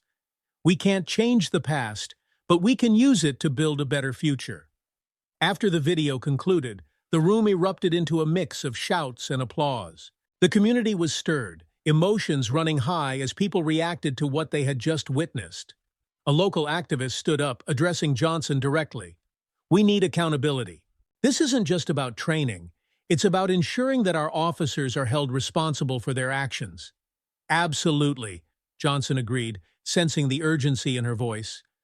We are committed to transparency and accountability moving forward. We need to implement oversight measures that allow the community to be involved in these discussions. As the forum continued, residents shared their thoughts, fears, and hopes for the future. Johnson listened intently, aware that rebuilding trust would take time and effort. In the days following the forum, Johnson and his officers worked diligently to implement the suggestions made by the community. They established a committee made up of community members, officers, and youth representatives to oversee policing practices and foster open communication. Maya was thrilled to learn she would be a part of the committee. This is amazing! We can help make sure our voices are heard, she exclaimed, her eyes shining with excitement. I'm proud of you, kiddo, Johnson said, placing a hand on her shoulder. Your voice is essential to this process, and I can't wait to see what you all accomplish together. As the committee convened for the first time, Maya felt a mix of nerves and excitement. She was joined by other youth representatives eager to share their thoughts and ideas. I think we should focus on creating programs that encourage kids to get involved with the police, one boy suggested. We can have sports events or community service projects where we can work together. Great idea, Maya replied, her enthusiasm infectious. We can also have workshops where officers teach us about what they do and how we can stay safe. As they brainstormed, the atmosphere was filled with energy and optimism. This was their chance to build a stronger, more inclusive community, and Maya felt empowered to contribute. As the weeks went on, the committee began to develop initiatives aimed at improving police-community relations. They organized a community safety day where officers would engage with families, sharing safety tips and building connections. However, not everyone was on board with the changes. Some residents were still skeptical, fearing that the police department would revert to old habits. During one meeting, a concerned parent voiced their frustration. We've seen promises before, but they never come to fruition, she said, her voice filled with emotion. How can we trust that this time will be different? Johnson listened intently, understanding the gravity of her concerns. I recognize the skepticism, and I want to assure you that we are committed to making real changes. This committee is an opportunity for all of us to work together and hold each other accountable. Maya spoke up, her voice steady. We want to be part of the solution. If we don't speak up and work together, nothing will change. It's our responsibility to be involved. The room fell silent as the community members reflected on her words. Slowly, people began to nod in agreement, realizing that change required collective effort and participation. As the safety day approached, excitement filled the air. The committee worked tirelessly to organize the event, inviting community members and officers alike. Posters were hung, and flyers were distributed, encouraging everyone to attend. On the day of the event, the park buzzed with activity. Families arrived early, eager to participate in the various activities set up throughout the area. Maya stood at the entrance, welcoming everyone with a smile. "Welcome to our Community Safety Day," she called out, her energy infectious. "We're so glad you're here." Officers set up booths, offering information on safety tips, crime prevention, and community resources. Maya moved from booth to booth, excited to engage with the officers and learn more about their roles in the community. As families interacted with the officers, Conversations flowed easily. The barriers that had once existed began to crumble, replaced by laughter and understanding. Maya watched as her peers played games with officers, sharing smiles and high fives. It was a beautiful sight, and she felt a sense of accomplishment knowing they were making strides toward rebuilding trust. During the event, Johnson took the stage to address the crowd. "Thank you all for coming today," he began, his voice filled with sincerity. "This event is about more than just safety. It's about building relationships and fostering trust within our community. We want to ensure that every child feels safe and empowered." As he spoke, Maya felt a sense of pride swell within her. She had played a role in organizing this event, and it was a testament to the community's commitment to change. As the day came to a close, Maya felt a mix of exhaustion and exhilaration. The event had been a success, and she knew that they had taken significant steps toward fostering connections between the police and the community. Later that evening, as she sat with her family at the dinner table, Maya reflected on the day's events. "I can't believe how many people came," she said, her eyes shining with excitement. "Everyone seemed to have fun." Johnson smiled, proud of his daughter's enthusiasm. "It was a great turnout. This is just the beginning of a new chapter for Maplewood." "Do you think we'll keep making progress?" Maya asked, a hint of uncertainty in her voice. "I believe we will," Johnson replied, placing a reassuring hand on her shoulder. "Change takes time, but if we continue to work together and stay committed, we can create a brighter future for everyone." Maya nodded, feeling a renewed sense of determination. She was ready to keep advocating for her community and ensuring that every child felt safe and heard. As the months went by, the community of Maplewood continued to evolve. The initiatives launched by the committee were gaining traction, and families began to feel more connected to the police department. Maya remained actively involved, participating in meetings, organizing events, and advocating for her peers. She understood the importance of maintaining momentum and ensuring that their voices were heard. One day, she received an invitation to speak at a regional conference focused on youth engagement in policing. The opportunity filled her with excitement and nervousness. "Mom, I got invited to speak at a conference," she exclaimed, running into the kitchen. "That's incredible, Maya," Angela said, her eyes wide with pride. "What will you talk about?" "I want to share our journey and how kids can be part of the solution," Maya replied, her enthusiasm infectious. "I know you'll do great," Angela reassured her. "You have such a powerful voice, and people need to hear it." On the day of the conference, Maya stood backstage, her heart racing with anticipation. The auditorium was filled with community leaders, police officials, and young advocates from various towns. She could feel the energy buzzing in the air. As her turn approached, she took a deep breath, reminding herself of the importance of her message. She wanted to inspire others and share the journey she and her community had taken. When she finally stepped onto the stage, the lights illuminated her, and she scanned the audience. "Hi, everyone! My name is Maya Johnson, and I'm 10 years old. Today, I want to talk to you about why our voices matter and how we can all work together to make our communities better." As she spoke about her experiences, her arrest, the community's response, and the initiatives that followed, she felt empowered. She shared stories of resilience and hope, emphasizing the importance of empathy and understanding. Maya encouraged the audience to engage with their communities, to listen to the voices of young people, and to advocate for change. "Every child deserves to feel safe and valued," she concluded, her heart pounding with emotion. The audience erupted into applause, and Maya felt a wave of pride wash over her. She had shared her story, and it resonated with others. She had inspired them to take action and believe in. After the conference, Maya received numerous messages of support and gratitude from attendees. Many expressed how inspired they were by her courage and passion for change. Back in Maplewood, the momentum continued to build. The community embraced Maya's message, and more initiatives were launched to foster youth engagement and strengthen relationships between residents and law enforcement. As the seasons changed and winter approached, Maplewood looked forward to new beginnings. The police department was making strides to improve communication and transparency, and community members were eager to continue the dialogue. Maya's involvement in the Youth Advisory Board deepened, and she felt a sense of purpose. She knew that their efforts were creating a ripple effect, inspiring other towns to adopt similar initiatives. One cold December evening, the community gathered to celebrate the progress made throughout the year. The event was held at the community center, adorned with twinkling lights and festive decorations. As people mingled, sharing stories and laughter, Maya felt a deep sense of belonging. She moved around the room, engaging with community members and officers alike, excited to see how far they had come together.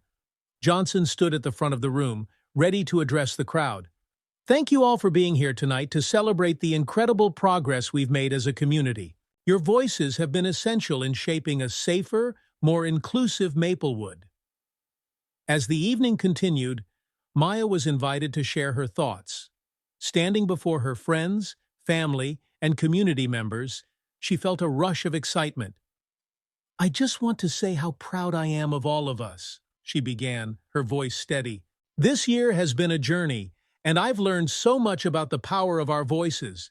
Together, we can make a difference." The crowd erupted into cheers, and Maya felt a sense of belonging wash over her. She knew that the journey was ongoing, but with every step they took together, they were forging a brighter future for Maplewood. As the new year approached, Maya reflected on her experiences over the past year. She had faced challenges, but she had also discovered her strength and the importance of community. With each initiative and conversation, she had witnessed the power of collaboration. She understood that creating change was a collective effort, and she felt a deep commitment to continue advocating for her peers. Maya had found her voice and used it to inspire others. As she looked ahead, she knew that she was ready to face whatever challenges lay ahead. With her father by her side and the support of her community, she was determined to keep making a difference. As the final event of the year wrapped up, Maya felt a sense of closure and excitement. The journey they had taken together was only the beginning, and she was ready to embrace the future with hope, courage, and determination. As the first signs of spring began to bloom in Maplewood, the community found itself at a crucial juncture. The initiatives sparked by Maya Johnson's story had begun to take root, and the town was thriving with renewed energy and optimism. However, the lingering shadows of mistrust still loomed, and the community was about to face a test that would challenge everything they had worked for. One sunny afternoon, as the vibrant colors of spring filled the air, Maya and her friends were gathered at the park, discussing their plans for the upcoming community fair. This event was meant to celebrate the progress made within the town, showcasing the initiatives aimed at bridging the gap between the police and the community. "Okay, so what activities do we want to have?" Maya asked, her notebook filled with ideas. "We could set up a booth where kids can learn about safety and maybe have games that teach teamwork." "Yeah, and we can invite the officers to join in on the fun," Lucas suggested, his eyes bright with enthusiasm. Maya nodded in agreement, her heart swelling with hope. "I want everyone to see that we can all work together and that police officers can be our friends." As they brainstormed ideas, a distant commotion disrupted their meeting. Maya turned her attention to the entrance of the park, where a group of community members had gathered, their voices raised in anger. "Let's check it out," she suggested, leading her friends toward the scene.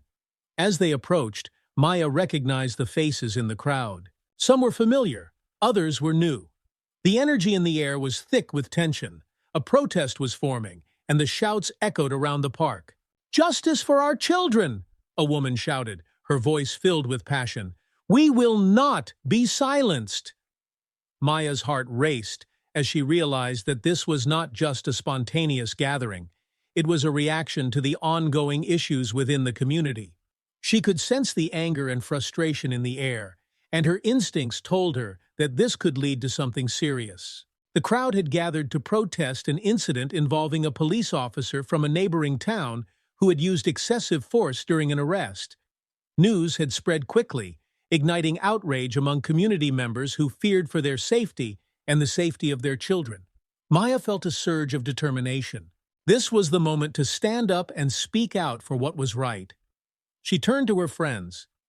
"We need to be a part of this. We can't let fear silence us." "Are you sure?" Lucas asked, concern etched on his face. "What if it gets out of control?" "We have to show our support," Maya replied, her voice steady. "We've worked so hard to build trust in our community. We can't back down now." With her friends by her side, Maya stepped into the crowd. The atmosphere was charged with emotion, and she could feel the weight of the moment pressing down on her. "Everyone, listen up!" she called out, raising her voice above the noise. "We're here to support each other and demand change." The crowd fell silent, turning their attention to the young girl standing before them. Maya felt the eyes of the community on her, and she drew strength from their collective energy. "Just like we've talked about, we need to stand up for our rights," she continued, her voice ringing with conviction. "We can't let fear keep us silent. We need to work together to create a safer, more understanding community." Applause erupted from the crowd, and Maya felt a rush of adrenaline. She had tapped into the energy of the moment, and she was ready to lead the charge. As the protest continued, Maya decided to take the initiative. She moved to the front of the crowd and began organizing people into a march toward the town hall. "Let's show our leaders that we demand change," she shouted. "We want to ensure that our voices are heard." The crowd rallied behind her, their energy building as they began to march. Maya felt empowered, knowing that they were all united in their cause. As they approached the town hall, the sound of their footsteps echoed through the streets, and Maya felt the weight of history on her shoulders. When they reached the steps of the town hall, Maya turned to face the crowd. "We're here to demand justice for our community. We want accountability, transparency, and change." The crowd erupted in cheers, and Maya could see the determination in their faces. This was a pivotal moment, a chance to bring their concerns to the forefront and make their voices heard. As the group gathered outside the town hall, Maya felt a surge of determination. She wanted to ensure that their demands were not just heard, but taken seriously. She raised her hand, signaling for quiet. "We need to speak with the mayor," she declared. "We can't leave until our voices are heard." As if on cue, the doors to the town hall swung open, and Mayor Stevens stepped out, looking surprised at the large gathering. "Maya, what's going on?" he asked, his eyes scanning the crowd. Maya stepped forward, her heart racing. "We're here to demand justice and accountability for what happened in our community. We want to ensure that our voices are heard and that change is made." The mayor looked at her, recognizing the urgency in her voice. "I understand your concerns, and I want to hear what you have to say. Let's find a way to discuss this." As the mayor led Maya and a few representatives into the town hall, the crowd waited anxiously outside, chanting for change. Inside, Maya felt a mix of nerves and determination. This was her chance to advocate for her community and ensure that their demands were addressed. In the mayor's office, Maya sat across from Mayor Stevens, flanked by Angela and a few community leaders. The atmosphere was tense, filled with anticipation. "Thank you for coming," the mayor began, his voice steady. "I want to understand your concerns and see how we can address them." Maya took a deep breath, her heart pounding. "We're here because we're tired of feeling scared. The recent incident with the officer has shaken our community, and we need to ensure that our children feel safe." The mayor nodded, acknowledging her words. "I understand, and I want to assure you that we take these matters seriously. But I also want to remind you that the road to change is often challenging." Angela interjected, her voice firm. "We need accountability, Mayor. The community deserves to know that their concerns are being heard and addressed. We cannot allow fear to dictate our lives any longer." The mayor leaned back in his chair, contemplating their words. "You're right, and I want to work with you to ensure that we create a plan moving forward. We can't change the past, but we can learn from it." As the conversation continued, Maya and the community leaders began discussing actionable steps they could take together. They talked about implementing community policing initiatives, establishing oversight committees, and holding regular town hall meetings to foster open dialogue. Maya felt a surge of hope as the mayor listened attentively to their suggestions. "I'm willing to work with you to create a task force that includes community members and officers," he said. "We can work together to identify areas for improvement and ensure that your voices are at the forefront of this process." As the meeting concluded, Maya felt a sense of accomplishment. They had taken a significant step toward ensuring that their demands were acknowledged and addressed. She knew that there was still work to be done, but this was a turning point. As news of the meeting spread, the community erupted with a mix of hope and skepticism. Some residents were encouraged by the mayor's willingness to engage, while others remained cautious, wanting to see tangible action. Maya and her friends took it upon themselves to share the news. They organized a community gathering to discuss the meeting and what it meant for the future of Maplewood. "Everyone, we need to come together," Maya announced to her friends at school. "We have a chance to make a difference, but we need everyone's voice." At the community gathering, Maya stood before the crowd, her heart racing with excitement. "I want to share what happened at the meeting with the mayor," she said, her voice steady. "He's willing to work with us to create change, but we can't stop here. We need to keep pushing for accountability." The crowd buzzed with energy, and Maya felt the weight of their collective determination. This was their moment, a chance to ensure that their voices were heard and that their community was a safer place for everyone.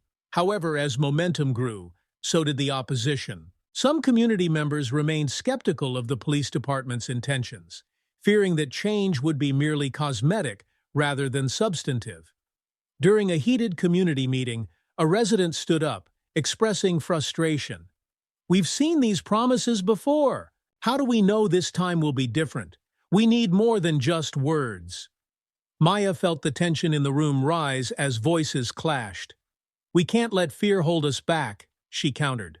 "If we want change, we have to be a part of the process. We have to hold each other accountable." The discussion became increasingly contentious, and Maya's heart sank as she realized that not everyone was ready to embrace the change they were advocating for. Amid the uncertainty, the turning point came unexpectedly. During one particularly tense meeting, a local activist named Derek stepped forward, commanding attention. "I understand the frustration and I share it, but we have to channel that frustration into action. We can't let our anger divide us. We need to work together to ensure our voices are heard." His words resonated with the crowd, and slowly, people began to nod in agreement. Derek's passion ignited a fire within the community, reminding them of their shared purpose. "That's right," Maya added, her voice filled with conviction. "We're all here because we want a better future. Let's focus on what we can do together, rather than letting our fears divide us." The room began to shift as community members started to collaborate, brainstorming solutions and identifying actionable steps to move forward. In the following weeks, Maya and the community leaders organized a large community forum, inviting residents to come together and discuss their concerns, hopes, and dreams for Maplewood. On the day of the forum, the atmosphere was charged with anticipation. Families filled the town hall, eager to engage in meaningful conversations. Maya felt a mix of excitement and nerves as she prepared to take the stage. "Thank you all for being here today," she began, looking out at the crowd. "We're here to talk about our community and how we can work together to create positive change." As the forum unfolded, residents shared their experiences, concerns, and ideas. The discussions flowed freely, and the room buzzed with energy. Maya felt a sense of pride as she watched the community come together. They were no longer just individuals with concerns. They were a united front, determined to advocate for a safer, more inclusive Maplewood. Maya felt exhilarated as she watched the community rally around their shared vision.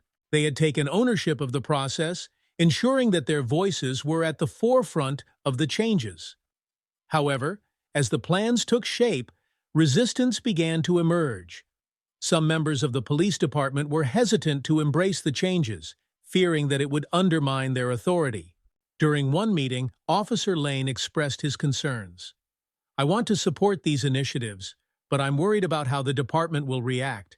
Not everyone is on board with these changes. Maya listened intently, recognizing the challenges they faced. But we can't let fear hold us back.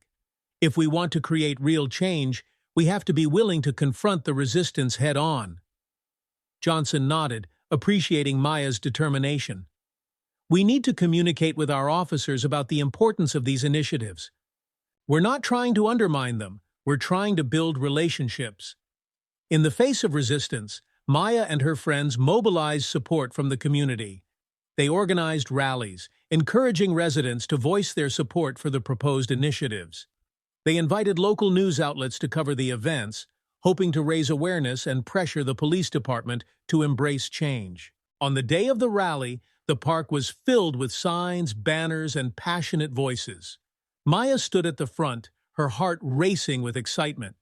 Today, we're here to show our support for change. We want to ensure that our community is a safe place for everyone. As the crowd cheered, she felt a sense of unity enveloping them. This was their chance to stand together and demand accountability and transparency. Just when it seemed like they were gaining momentum, an unexpected setback occurred. A local news report surfaced, featuring an officer from a neighboring town who made disparaging comments about community engagement initiatives. The comments sparked outrage and divided the community once again. During a tense meeting at the town hall, a resident stood up, her voice shaking with anger. "This is why we can't trust the police. They don't care about us or our children." Maya felt her heart sink as she watched the room spiral into chaos. Voices clashed, and anger filled the air. It seemed as if all the progress they had made was unraveling before their eyes. Realizing that they needed to regain control of the conversation, Maya stepped forward, her voice steady. "I understand why you're angry, and your feelings are valid. But we can't let one officer's comments define our community. We've made progress, and we need to focus on how we can continue to build trust." As she spoke, the room began to quiet, and people started to listen. Maya continued, "We have to remember that change takes time, and it's not going to be easy. But if we stand together, we can overcome these challenges." Her words resonated with the crowd, and slowly they began to rally around her message. In the days that followed, Maya and the community leaders decided to host a series of workshops focused on empathy and understanding. They wanted to provide a space for residents to engage with officers, fostering dialogue and building relationships. The first workshop was scheduled for the following Saturday, and excitement buzzed in the air. Maya felt hopeful as she prepared to lead the session alongside Officer Lane. On the day of the workshop, the community center filled with residents eager to engage in meaningful conversations. Maya stood at the front, her heart pounding with anticipation. "Thank you all for coming today," she began, her voice steady. "We're here to talk about how we can work together to create a safer community for everyone." Officer Lane stepped forward, joining Maya at the front. "We want to create an environment where you feel comfortable expressing your concerns and asking questions. This is a chance for us to learn from each other." As the workshop progressed, residents began to share their experiences. Maya facilitated discussions, encouraging participants to express their thoughts openly. "I've always felt scared to approach officers," one woman admitted. "I've seen too many stories about police brutality, and it makes me worried for my children." Maya nodded, acknowledging her feelings. "That's completely understandable. It's important for us to talk about these fears and how we can work together to overcome them." The workshop continued, and Maya felt the atmosphere shift as people began to open up. They shared stories of fear, misunderstanding, and hope. As conversations flowed, participants began to build connections and find common ground. During a breakout session, Maya paired residents with officers, encouraging them to share their perspectives.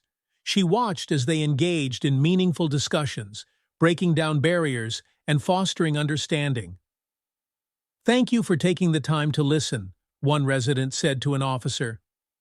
"I just want to feel safe in my community, and it's hard when I don't know what to expect from law enforcement." The officer nodded, sincerity in his eyes. I understand, and I want to assure you that we're committed to earning your trust. It starts with listening and understanding your concerns. As the workshop concluded, Maya felt a sense of accomplishment wash over her. They had created a space for dialogue, and she could see the beginnings of trust being built between officers and residents. Over the following weeks, the workshops continued, each one building on the last. Maya felt invigorated as she watched the community engage with one another, fostering connections and understanding. However, the challenges weren't over. Resistance still lingered within the police department, and not all officers were on board with the changes being proposed. During a meeting with Johnson and his officers, Maya sensed the tension in the air. Some officers remained skeptical about the need for community engagement, fearing it undermined their authority. Why should we change our practices? One officer asked, crossing his arms defensively. We're just doing our job. Maya felt her heart race, but she stood her ground. Because if we want to build trust, we need to show the community that we care. Listening and engaging with residents is essential to creating a safer environment for everyone. The discussion grew heated, and Johnson stepped in, seeking to diffuse the tension. We need to recognize that the landscape of policing is changing. We can't ignore the community's concerns. We have to adapt and evolve if we want to foster trust. As the meeting progressed, Johnson worked to find common ground, emphasizing the importance of collaboration.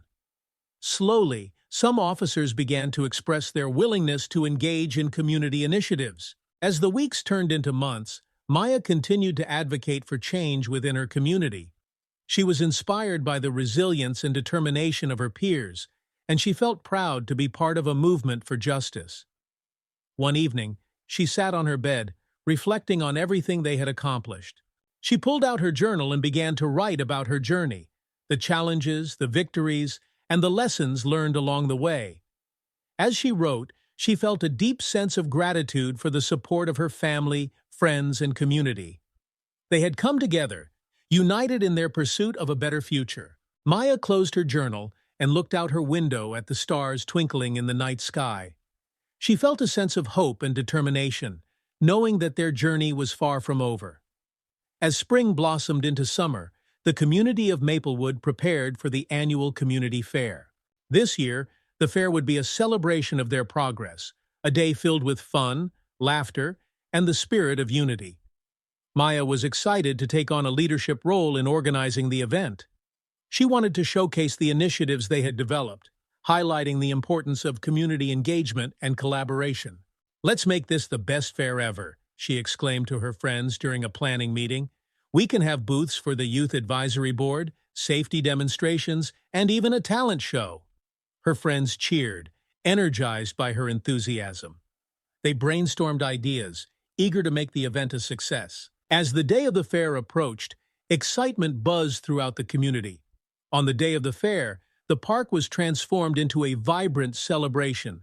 Colorful banners hung from trees, and booths lined the pathways. Families arrived early, eager to partake in the festivities. As Maya walked through the fair, she felt a surge of joy. Laughter filled the air, and the atmosphere was electric with energy. Families engaged in games, shared food, and connected with one another.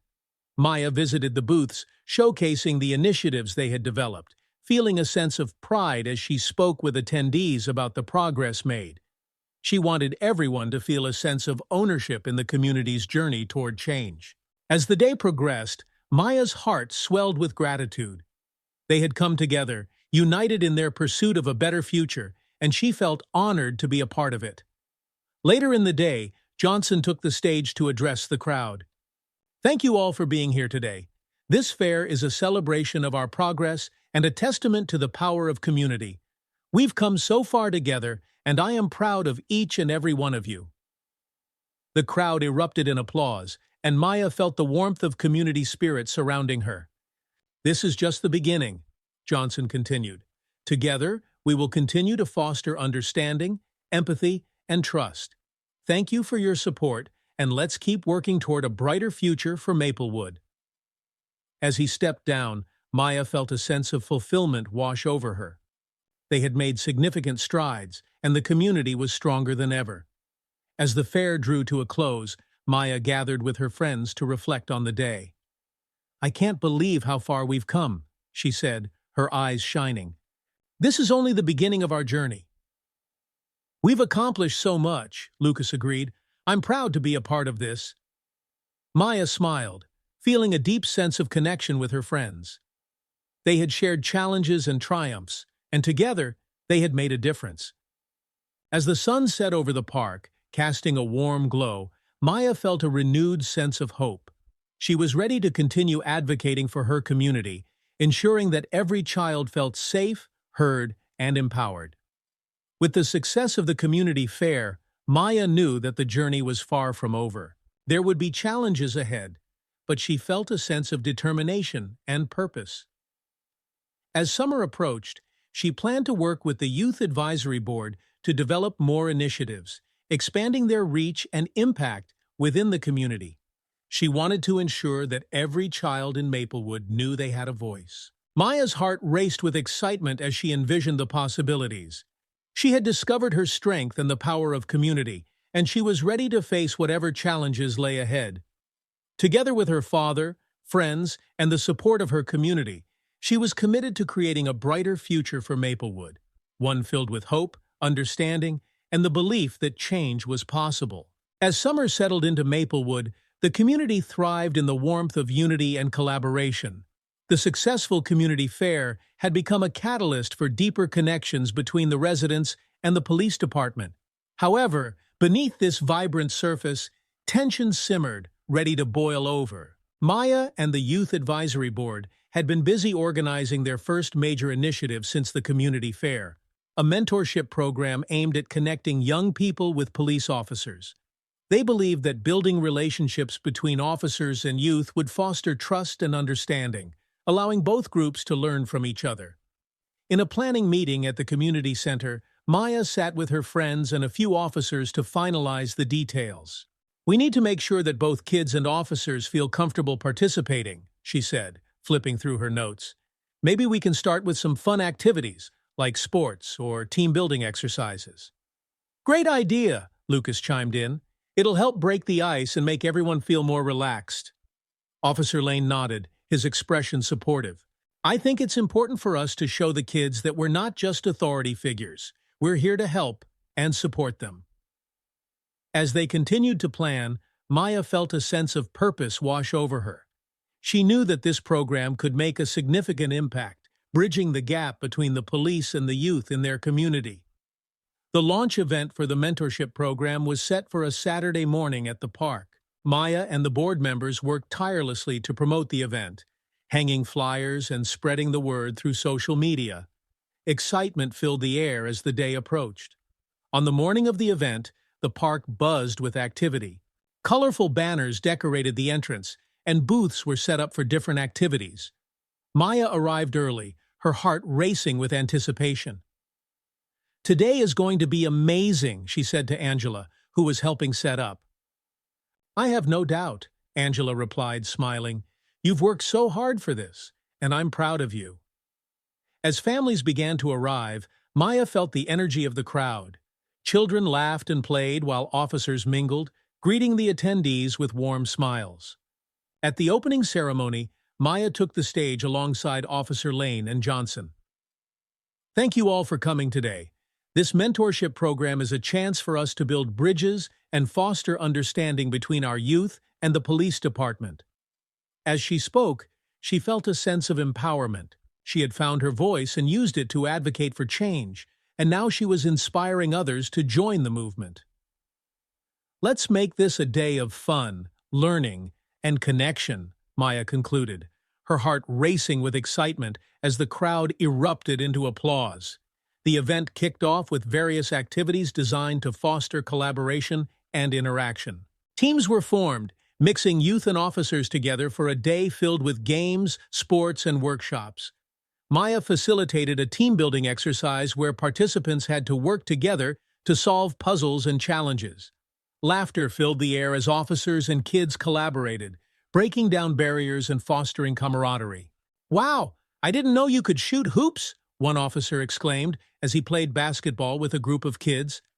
"Just wait until you see my three-pointer," Maya replied, grinning as she sank a shot.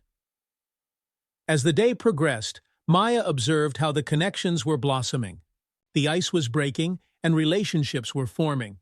She felt a sense of pride knowing that their efforts were making a difference. However, as the sun began to set, casting a golden hue across the park, the atmosphere shifted dramatically. A group of teenagers, unfamiliar to most of the participants, arrived at the edge of the event.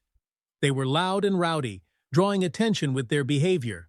Maya watched uneasily as they began to disrupt the games, making derogatory remarks toward the officers and participants. The atmosphere, once filled with laughter, now felt charged with tension. "Hey, let's keep it down!" Maya called out, hoping to defuse the situation before it escalated. One of the teenagers, a tall boy with a defiant expression, stepped forward. "What are you going to do about it, little girl? This isn't your party." Maya's heart raced as she felt the energy shift. She was determined to stand her ground. "We're here to build connections, not cause trouble. Please respect the event and everyone here." "Respect? You think we respect the cops?" the boy scoffed, glancing back at his friends who laughed mockingly. Maya felt a mix of frustration and fear, but she held her ground. This event is about understanding and communication. If you want to be heard, you have to start by listening. As the tension escalated, Officer Lane stepped in. "I think it's important for everyone to stay calm. We're here to enjoy the day, and we'd like to keep things peaceful." The group of teenagers seemed unfazed, continuing to provoke the officers and participants. The atmosphere thickened, and Maya felt the growing concern of those around her. Seeing that the situation was getting out of hand, Johnson stepped forward, his authoritative presence commanding attention. "All right, everyone, let's take a moment to breathe. We're here to have a good time, and we need to respect each other." The teenagers hesitated, their bravado wavering as they felt the weight of Johnson's words. "I understand that there are frustrations," he continued, "but this event is meant to foster understanding. If you want to express your concerns, we're here to listen, but let's do so respectfully." Maya felt a wave of relief wash over her as the teenagers began to back down, realizing they were outnumbered by the supportive community surrounding them. "Let's move on and enjoy the day," Johnson said, attempting to shift the mood back to a positive atmosphere. As the teenagers left the park, the tension began to dissipate. Maya took a deep breath, grateful for Johnson's intervention. After the incident, the remainder of the event was filled with laughter and joy. Participants engaged in games, shared stories, and continued to strengthen their connections. As the sun set and the evening drew to a close, Maya reflected on the day's events. She had witnessed both the challenges and triumphs of community engagement, and she felt empowered to continue advocating for change. Later that night, the community gathered around a bonfire at the park, sharing stories and laughter. Maya felt a sense of belonging as she sat with her friends and family, realizing how far they had come together. In the following days, discussions about the incident at the mentorship program emerged in the community. Maya knew they needed to address the underlying issues and fears that had surfaced during the event. She organized a meeting with her friends and community leaders to discuss the situation. "We need to create a space for open dialogue about what happened," she said, her voice steady. "We can't ignore the tension that exists." Angela agreed. "It's essential for us to address the fears and frustrations of everyone involved. We need to find a way to engage those teenagers and understand their perspective." Maya nodded, feeling a sense of purpose. "Let's host a community forum where we can talk openly about our concerns and how we can move forward together." The community forum was scheduled for the following week, and Maya felt a mix of anticipation and nerves as she prepared for it. She wanted to ensure that everyone felt safe to voice their opinions, regardless of their experiences. On the day of the forum, the atmosphere in the town hall was charged with energy. Residents filled the seats, eager to engage in meaningful conversations. As the meeting began, Maya took the stage, her heart racing. "Thank you all for being here today. We've faced some challenges recently, and it's important for us to talk about them. We need to ensure that everyone's voice is heard. As participants began to share their experiences, Maya listened intently. Some expressed frustration over the tensions between the police and youth, while others shared their concerns about safety and understanding. One young woman stood up, her voice shaky but determined. "I just want to say that it's not just about the police, it's also about how we treat each other. We need to create a culture of respect and understanding, regardless of our differences." Maya felt a surge of hope as the crowd nodded in agreement. They were beginning to recognize the importance of empathy and connection. As the discussions progressed, one of the teenagers who had initially disrupted the mentorship program spoke up. "I didn't come here to cause trouble. I just wanted to express my frustration. It feels like no one understands what we go through." Maya's heart raced as she listened.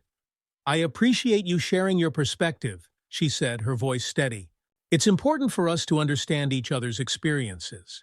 What do you think we can do to address those frustrations?" The teenager hesitated, glancing around the room. "I just want to be heard. It feels like we're invisible, and when we speak up, we get dismissed." Maya nodded, feeling the weight of his words. "I understand. We need to ensure that everyone's voice is valued, and that includes yours. Let's work together to create spaces where we can all express our concerns and ideas." As the forum continued, participants began to engage in constructive dialogue. They brainstormed ideas for creating safe spaces where young people could voice their concerns and engage with officers in a meaningful way. Maya felt a surge of excitement as the ideas flowed. They discussed hosting monthly community dialogues, where residents and officers could come together to share their experiences and build trust. The atmosphere in the room shifted from tension to collaboration, and Maya felt a sense of hope as they worked together to find common ground. At the end of the forum, Maya stood before the crowd once more, her heart racing. "Thank you all for your willingness to share and engage in these discussions. This is just the beginning, and I'm excited about the progress we're making together." The crowd erupted into applause, and Maya felt a surge of gratitude. They were united in their commitment to create a safer, more inclusive Maplewood. As the weeks turned into months, the community continued to implement the initiatives they had discussed during the forum. They established monthly dialogues, engaged in outreach programs, and worked to foster understanding between the police and residents. As summer began to wane, Maya reflected on the journey they had undertaken. She had faced challenges and obstacles, but she had also witnessed the power of community and collaboration. Maya continued to play an active role in the Youth Advisory Board, advocating for her peers and ensuring that their voices were heard. She felt a sense of purpose in her efforts to create positive change, and she knew that they were making a difference. One evening, as she sat with her family, Maya shared her thoughts. "I can't believe how much we've accomplished this year. It feels like we're really making progress." Angela smiled, pride evident in her eyes. "You've been a driving force behind that change, Maya. Your courage and determination have inspired so many people." "I just want everyone to feel safe and heard," Maya replied, her heart full of hope. Johnson nodded, his voice filled with pride. "And you're doing just that. Together, we can continue to create a brighter future for Maplewood." With the commitment of the community and the support of her family, Maya felt ready to embrace the future. She knew that the road ahead would be challenging, but she was determined to continue advocating for change. As autumn settled into Maplewood, Maya looked forward to new initiatives and opportunities for engagement. She felt empowered by the progress they had made and was excited about what lay ahead. Together, they would face whatever challenges came their way, united in their pursuit of a safer, more understanding community. This chapter explores the ongoing challenges and triumphs of the community as they navigate the complexities of building trust and understanding. If you'd like to explore specific themes or aspects further, or if you have any adjustments in mind, just let me know. As the crisp autumn air settled over Maplewood, the vibrant leaves painted the landscape with hues of red and gold. The community had come a long way in fostering understanding and rebuilding trust between the police and residents, Yet challenges still loomed on the horizon. Maya Johnson remained steadfast in her commitment to continue advocating for her community, ready to face whatever obstacles lay ahead. With the success of the summer initiatives, Maya and the Youth Advisory Board decided to host another community forum. This time, they wanted to focus on the progress made since the last gathering, while also addressing the lingering concerns and the work still to be done. The date for the forum was set, and Maya felt a mixture of excitement and nerves as they prepared. She wanted to ensure that everyone in the community felt included and had a chance to express their thoughts. As the day of the forum approached, Maya and her friends distributed flyers around the community, inviting residents to participate. They spread the word through social media, urging everyone to come together and engage in open dialogue. On the day of the forum, the town hall was filled with residents, eager to hear updates and share their experiences. The atmosphere buzzed with anticipation, and Maya felt a sense of pride knowing that they were creating a space for community engagement. Maya stood at the front of the room, her heart racing as she looked out at the crowd. "Thank you all for being here today," she began, her voice steady. "This forum is an opportunity for us to come together, celebrate our progress, and discuss how we can continue to work toward a safer and more inclusive Maplewood." As she spoke, she felt the warmth of community support surrounding her. "We've made significant strides in fostering understanding between residents and the police, but we know that there are still challenges ahead. It's essential for us to engage in open dialogue and ensure that everyone's voice is heard." The crowd nodded, reflecting the collective commitment to continue the conversation. Maya introduced Officer Lane and Police Chief Johnson, who joined her at the front. They were eager to share their insights and updates with the community. Johnson took the podium, his expression sincere. "I want to thank everyone for your ongoing commitment to improving our community. We've made progress in implementing the recommendations discussed during the last forum. We're actively working on community policing initiatives, mentorship programs, and regular dialogues with residents." The audience responded with applause, appreciative of the efforts being made. "We also recognize that change takes time," Johnson continued. "It requires ongoing engagement and accountability. We're committed to ensuring that our officers receive the training they need to better serve our community and foster positive relationships." As he spoke, Maya felt a sense of hope. They were on the right path and the community was united in its pursuit of progress. After Johnson concluded his remarks, Maya invited community members to share their experiences. One mother stood up, her voice filled with emotion. "I want to express my gratitude for the changes we're seeing. My children feel safer, and it's heartwarming to see the officers engaging with them at events." Another resident spoke up, sharing their story of fear and frustration before the initiatives began. "I was hesitant to approach officers because of past experiences. But now, I see a willingness to connect, and it's encouraging." Maya listened intently as community members shared their thoughts and concerns. She knew that while progress had been made, it was crucial to continue addressing the complexities of their experiences. However, not all voices were filled with positivity. A local activist stood up, expressing skepticism about the police department's commitment to change. "We've seen initiatives come and go. How can we be sure that this time is different?" The room fell silent, tension filling the air. Maya felt her heart race as she recognized the challenge before her. "We understand that skepticism is valid," she said, stepping forward. "But we have to hold each other accountable. It's not just about what the police do, it's about how we, as a community, can work together to create lasting change." Officer Lane added, "We're here to listen, and we want to hear your concerns. We recognize that rebuilding trust takes time and transparency, and we're committed to being part of that process." The dialogue shifted as community members began to engage in constructive conversations. They brainstormed ideas for further initiatives and how to ensure accountability within the police department. As the forum progressed, Maya proposed the establishment of a community task force. "I believe we need a dedicated group that includes residents, police officers, and youth representatives. This task force can help guide our efforts, ensuring that everyone's voice is included in the decision-making process. The audience buzzed with energy, and people began to express their support for the idea. "We need to have a seat at the table," one resident said. "We want to be involved in shaping the future of our community." Maya felt a surge of hope as she watched the community rally around the proposal. They were ready to take ownership of the process and work collaboratively to foster understanding and trust. In the weeks that followed, the Community Task Force was established, and Maya was honored to be appointed as one of the youth representatives. The group consisted of a diverse mix of community members, police officers, and activists committed to fostering dialogue and promoting positive change. During their first meeting, Maya felt a sense of purpose as they gathered around the table. "Thank you all for being here," she began. "This is an opportunity for us to work together and ensure that our voices are heard."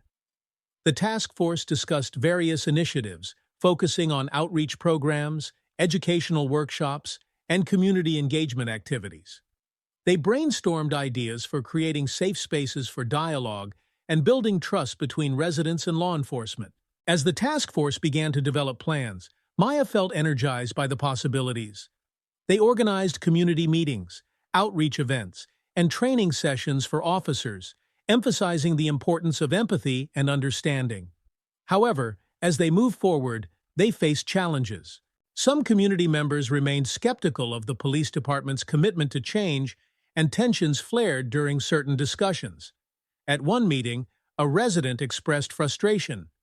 "We've seen too many empty promises. How do we know this will be different?" Maya listened intently, recognizing the gravity of their concerns. "I understand the frustration, and it's valid. But we have to hold each other accountable and work together to create change. If we want to see progress, we must engage in dialogue and stay committed to the process." The task force continued to meet regularly, developing initiatives that focused on building trust and understanding. They organized community events that brought officers and residents together, fostering connections through shared experiences. One event was a community day, where families could engage with officers in a friendly environment. Activities included sports, arts and crafts, and discussions about safety and crime prevention. Maya felt proud as she watched the community come together for the event. The atmosphere was filled with laughter and joy, and the interactions between officers and residents were genuine and positive. However, just as momentum began to build, an unexpected challenge arose. News broke of an incident involving a police officer from a nearby town who had used excessive force during an arrest. The news spread rapidly through social media, igniting outrage among residents. Maya felt her heart sink as she watched the news coverage. "This is going to set us back," she said to Angela, frustration evident in her voice. "We need to address this head-on," Angela replied, her tone serious. "We can't let one incident overshadow the progress we've made. We have to ensure our voices are still heard." Determined to take action, Maya and the task force organized an emergency meeting to address the situation. They knew they needed to respond quickly and thoughtfully. The emergency community meeting was scheduled for the following week, and anticipation filled the air. Residents gathered, eager to discuss their concerns and how they could address the incident together. As Maya stood at the front of the room, she felt the weight of the moment pressing down on her. "Thank you all for coming tonight. We're here to discuss the recent incident involving excessive force and how it impacts our community." Maya took a deep breath, her heart racing as she recognized the tension in the room. "I know many of you are angry and frustrated. We need to talk about how we can ensure accountability and continue advocating for our community." A local activist stood up, her voice filled with passion. "We cannot allow this to happen again. We need to demand accountability from our police department and ensure that our voices are heard." The crowd erupted into applause, and Maya felt a sense of unity wash over her. This was their chance to stand together and demand change. As the meeting progressed, residents expressed their concerns and frustrations. They shared their fears about the implications of police violence and the impact it had on their community. One young man spoke up. his voice trembling with emotion. "I've seen too many of my friends scared to approach officers because of incidents like this. We need to hold our police accountable for their actions." Maya nodded, recognizing the urgency in his words. "We're here to demand accountability, but we also need to remember the importance of dialogue. It's essential for us to engage in constructive conversations about these issues."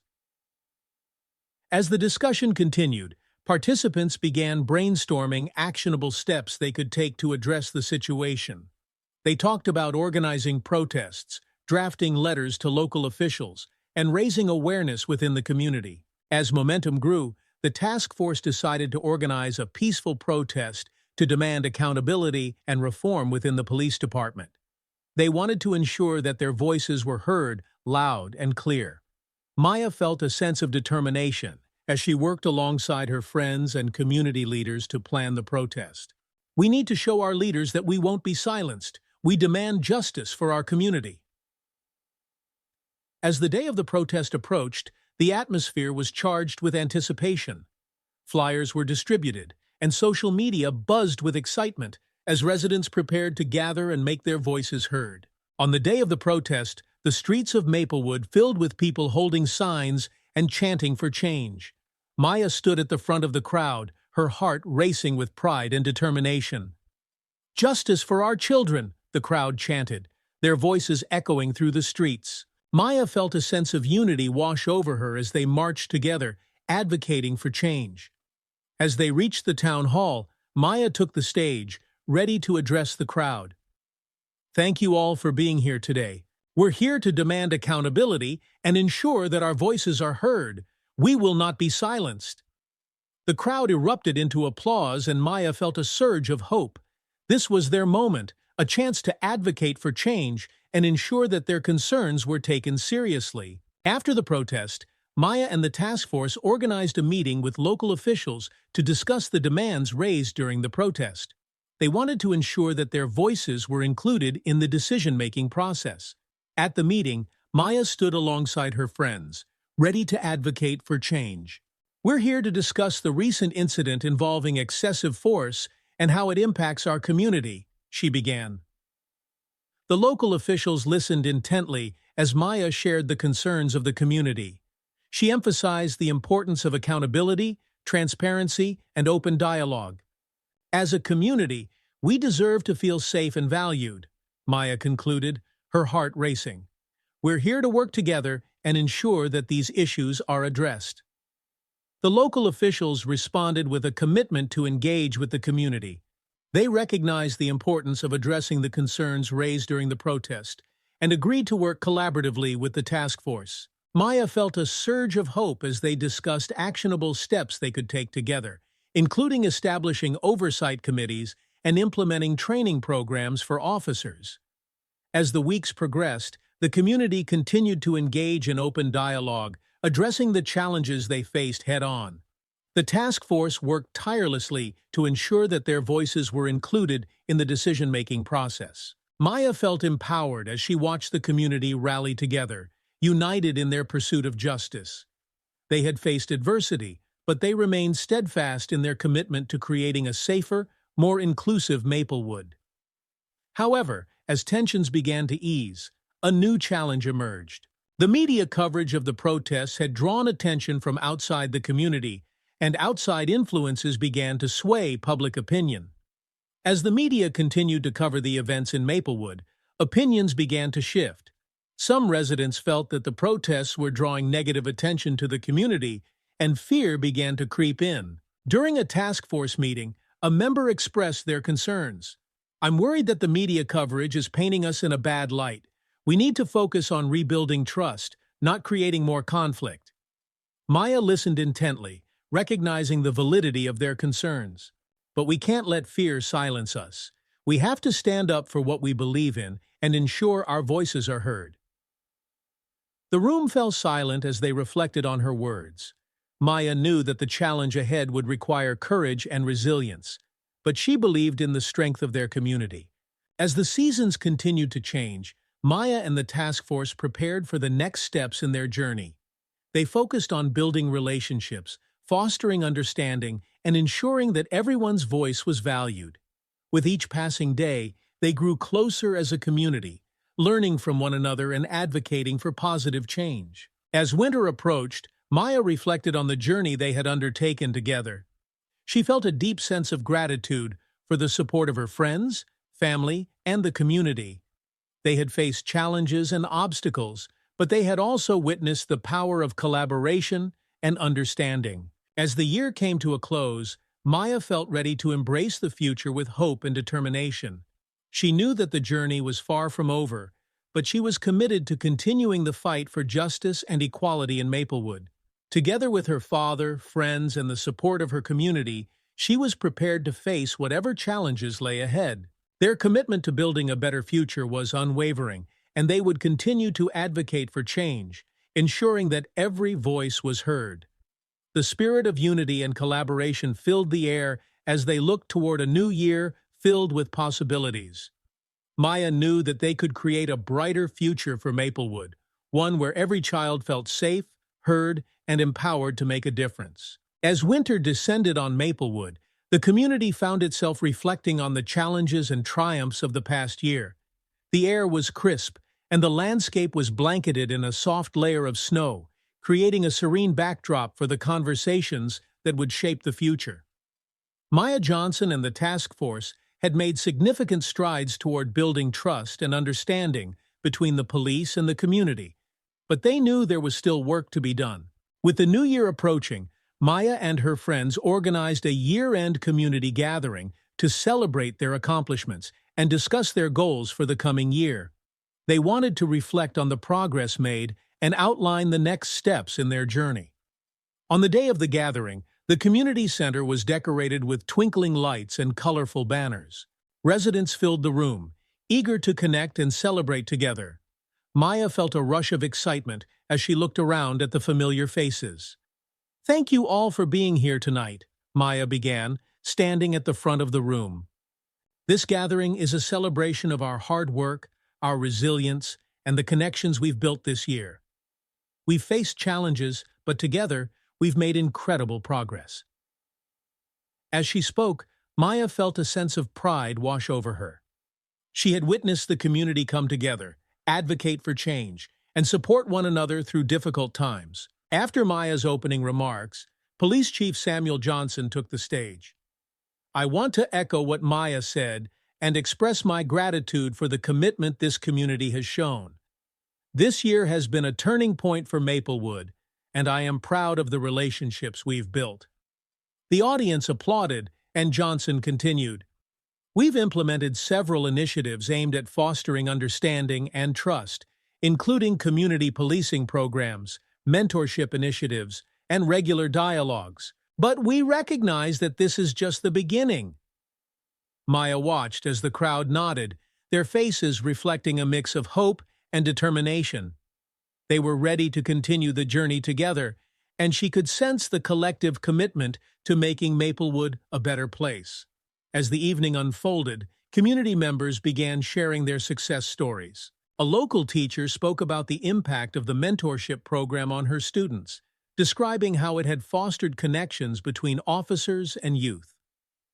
"Our students have gained a better understanding of the police and have felt more empowered to approach officers," she said, her voice filled with enthusiasm. "This program has truly made a difference." Maya smiled, feeling a sense of accomplishment, knowing that their efforts were having a positive impact. She realized that the mentorship program was more than just an initiative. It was a way to change perceptions and build trust.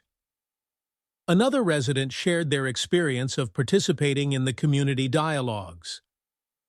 "I was skeptical at first, but these discussions have allowed us to express our concerns openly. It feels good to know that we're being heard." As each success story unfolded, Maya felt a sense of unity and pride. They were all part of a larger movement, working together to create positive change. After the success stories were shared, Maya introduced the idea of setting new goals for the upcoming year. "As we move into the new year, let's think about what we want to achieve together," she said, her voice filled with enthusiasm. "We've accomplished so much, but we can continue to build on our progress. The room buzzed with excitement as residents began to share their ideas for future initiatives. Suggestions ranged from expanding the mentorship program to hosting community workshops on conflict resolution and empathy. Maya listened intently, jotting down notes as ideas flowed freely. She felt inspired by the creativity and passion of her fellow community members. This was their chance to shape the future of Maplewood. During the gathering, a resident raised a crucial point about accountability.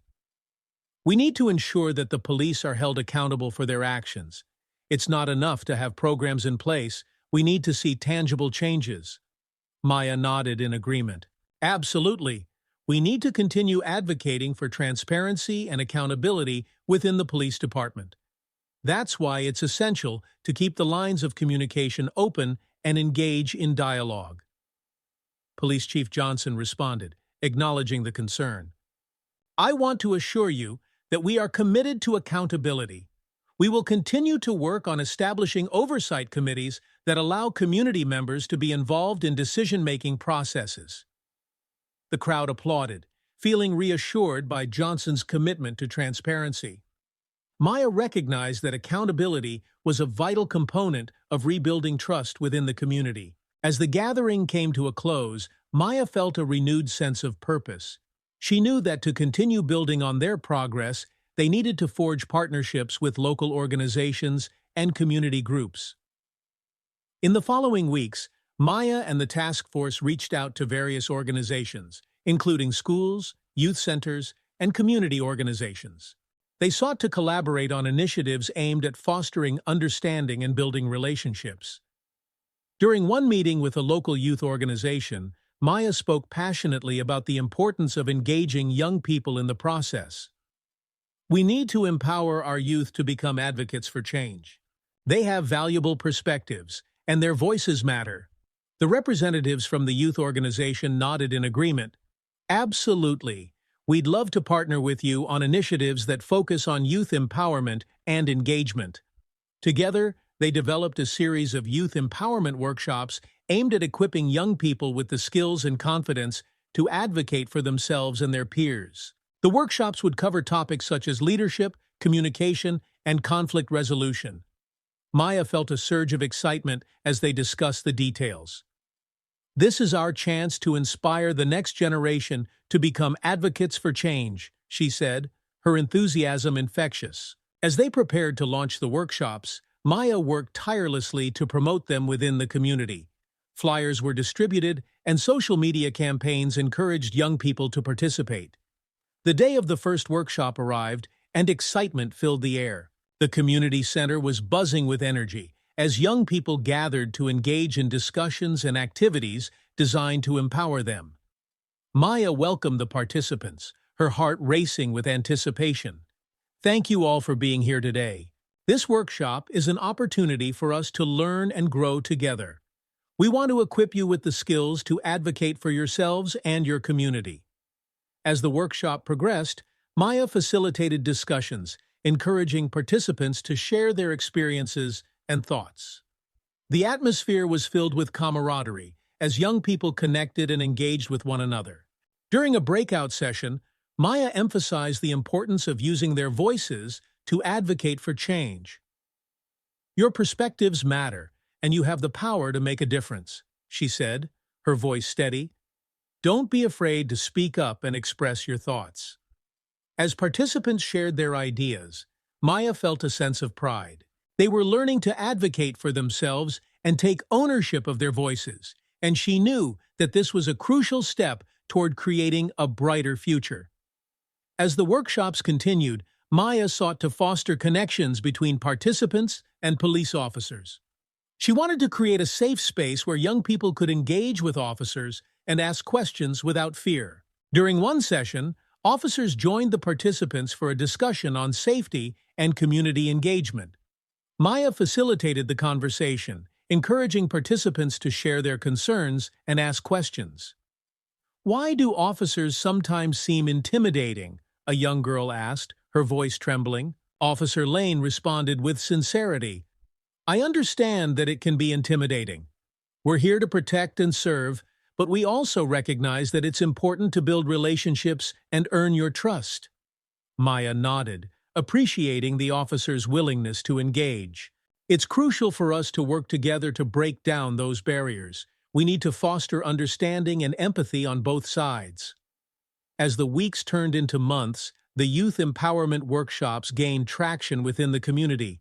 Young people began to take an active role in advocating for change, and the relationships between residents and officers continued to strengthen. Maya felt a sense of fulfillment as she witnessed the positive impact of the workshops. Participants began to engage with officers at community events, breaking down the barriers that had once separated them. However, as the winter months progressed, a new challenge emerged. A series of incidents involving police violence in other communities garnered media attention, reigniting fears and frustrations within Maplewood. During a community meeting, tensions flared as residents expressed their concerns about the incidents.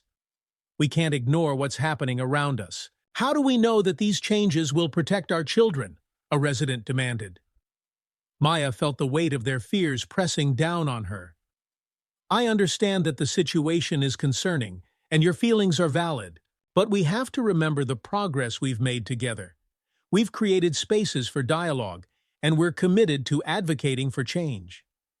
As the discussion continued, Maya realized that it was essential to acknowledge the fears of the community while reinforcing their collective commitment to building a better future. In response to the growing concerns, Maya and the task force organized a community meeting to address the recent incidents and reaffirm their commitment to accountability and understanding. At the meeting, Maya took the stage, her heart racing as she prepared to speak. "Thank you all for being here tonight. We understand the fears and frustrations that have emerged in light of recent events, but we must not lose sight of the progress we've made together." She looked out at the crowd, feeling their intensity. "We have created opportunities for dialogue, and we've built relationships with our police department. We can continue to push for change while also advocating for accountability." The audience listened intently, and Maya felt a sense of unity as they began to engage in constructive discussions about how they could continue to advocate for their community. Inspired by the meeting, Maya and the task force decided to mobilize the community for a peaceful march to demand accountability and justice. They wanted to show their solidarity and commitment to creating a safer environment for everyone. With the support of community leaders, they organized the march, encouraging residents to come together and make their voices heard. The response was overwhelming, and excitement filled the air as families prepared to participate. On the day of the march, the streets of Maplewood were filled with residents holding signs and chanting for justice. Maya stood at the front, her heart racing with pride as she led the march through the streets. "Justice for our children!" the crowd chanted, their voices rising in unison. Maya felt the power of their collective spirit, and she knew they were making a difference. As they marched toward the town hall, Maya felt a surge of determination. They were advocating for change, and their voices were being heard. When they reached the town hall, Maya took the stage once more, addressing the crowd. "Thank you all for being here today. Your voices matter, and together we can create a safer Maplewood." As the crowd cheered, Maya felt a renewed sense of purpose. They had faced challenges, but they were united in their pursuit of justice and accountability. In the days following the march, Maya and the task force met with local officials to discuss the outcomes and next steps. They emphasized the importance of continuing the dialogue and ensuring that accountability remained a priority. Johnson, attending the meeting, acknowledged the community's concerns. "I want to thank you all for your commitment to creating change. We recognize the importance of holding ourselves accountable and ensuring that the voices of our residents are heard." Maya felt a sense of hope as they discussed actionable steps to address the community's concerns. They agreed to hold regular town hall meetings, ensuring that residents had a platform to voice their thoughts and ideas. As winter turned to spring, Maya reflected on the journey they had undertaken as a community. They had faced adversity, but they had also witnessed the power of collaboration and understanding. The mentorship program continued to thrive, and young people were actively engaged in advocating for change. Maya felt proud of the impact they were making, knowing that they were shaping the future of Maplewood. One evening, as she sat with her family, Maya shared her thoughts. "I can't believe how much we've accomplished this year. It's amazing to see our community coming together." Angela smiled, pride evident in her eyes. "You've been a driving force behind that change, Maya. Your courage and determination have inspired so many people." "I just want everyone to feel safe and valued," Maya replied, her heart full of hope. As the seasons changed, Maya knew that the journey was far from over. She remained committed to advocating for her community and ensuring that every voice was heard. With her father, friends, and the support of the task force, she felt ready to embrace the challenges ahead. Together, they would continue to work toward a brighter future for Maplewood, one where understanding, empathy, and justice reigned supreme. As she looked ahead, Maya felt a renewed sense of purpose. She was ready to continue fighting for her community and ensure that every child felt safe, heard, and empowered to make a difference.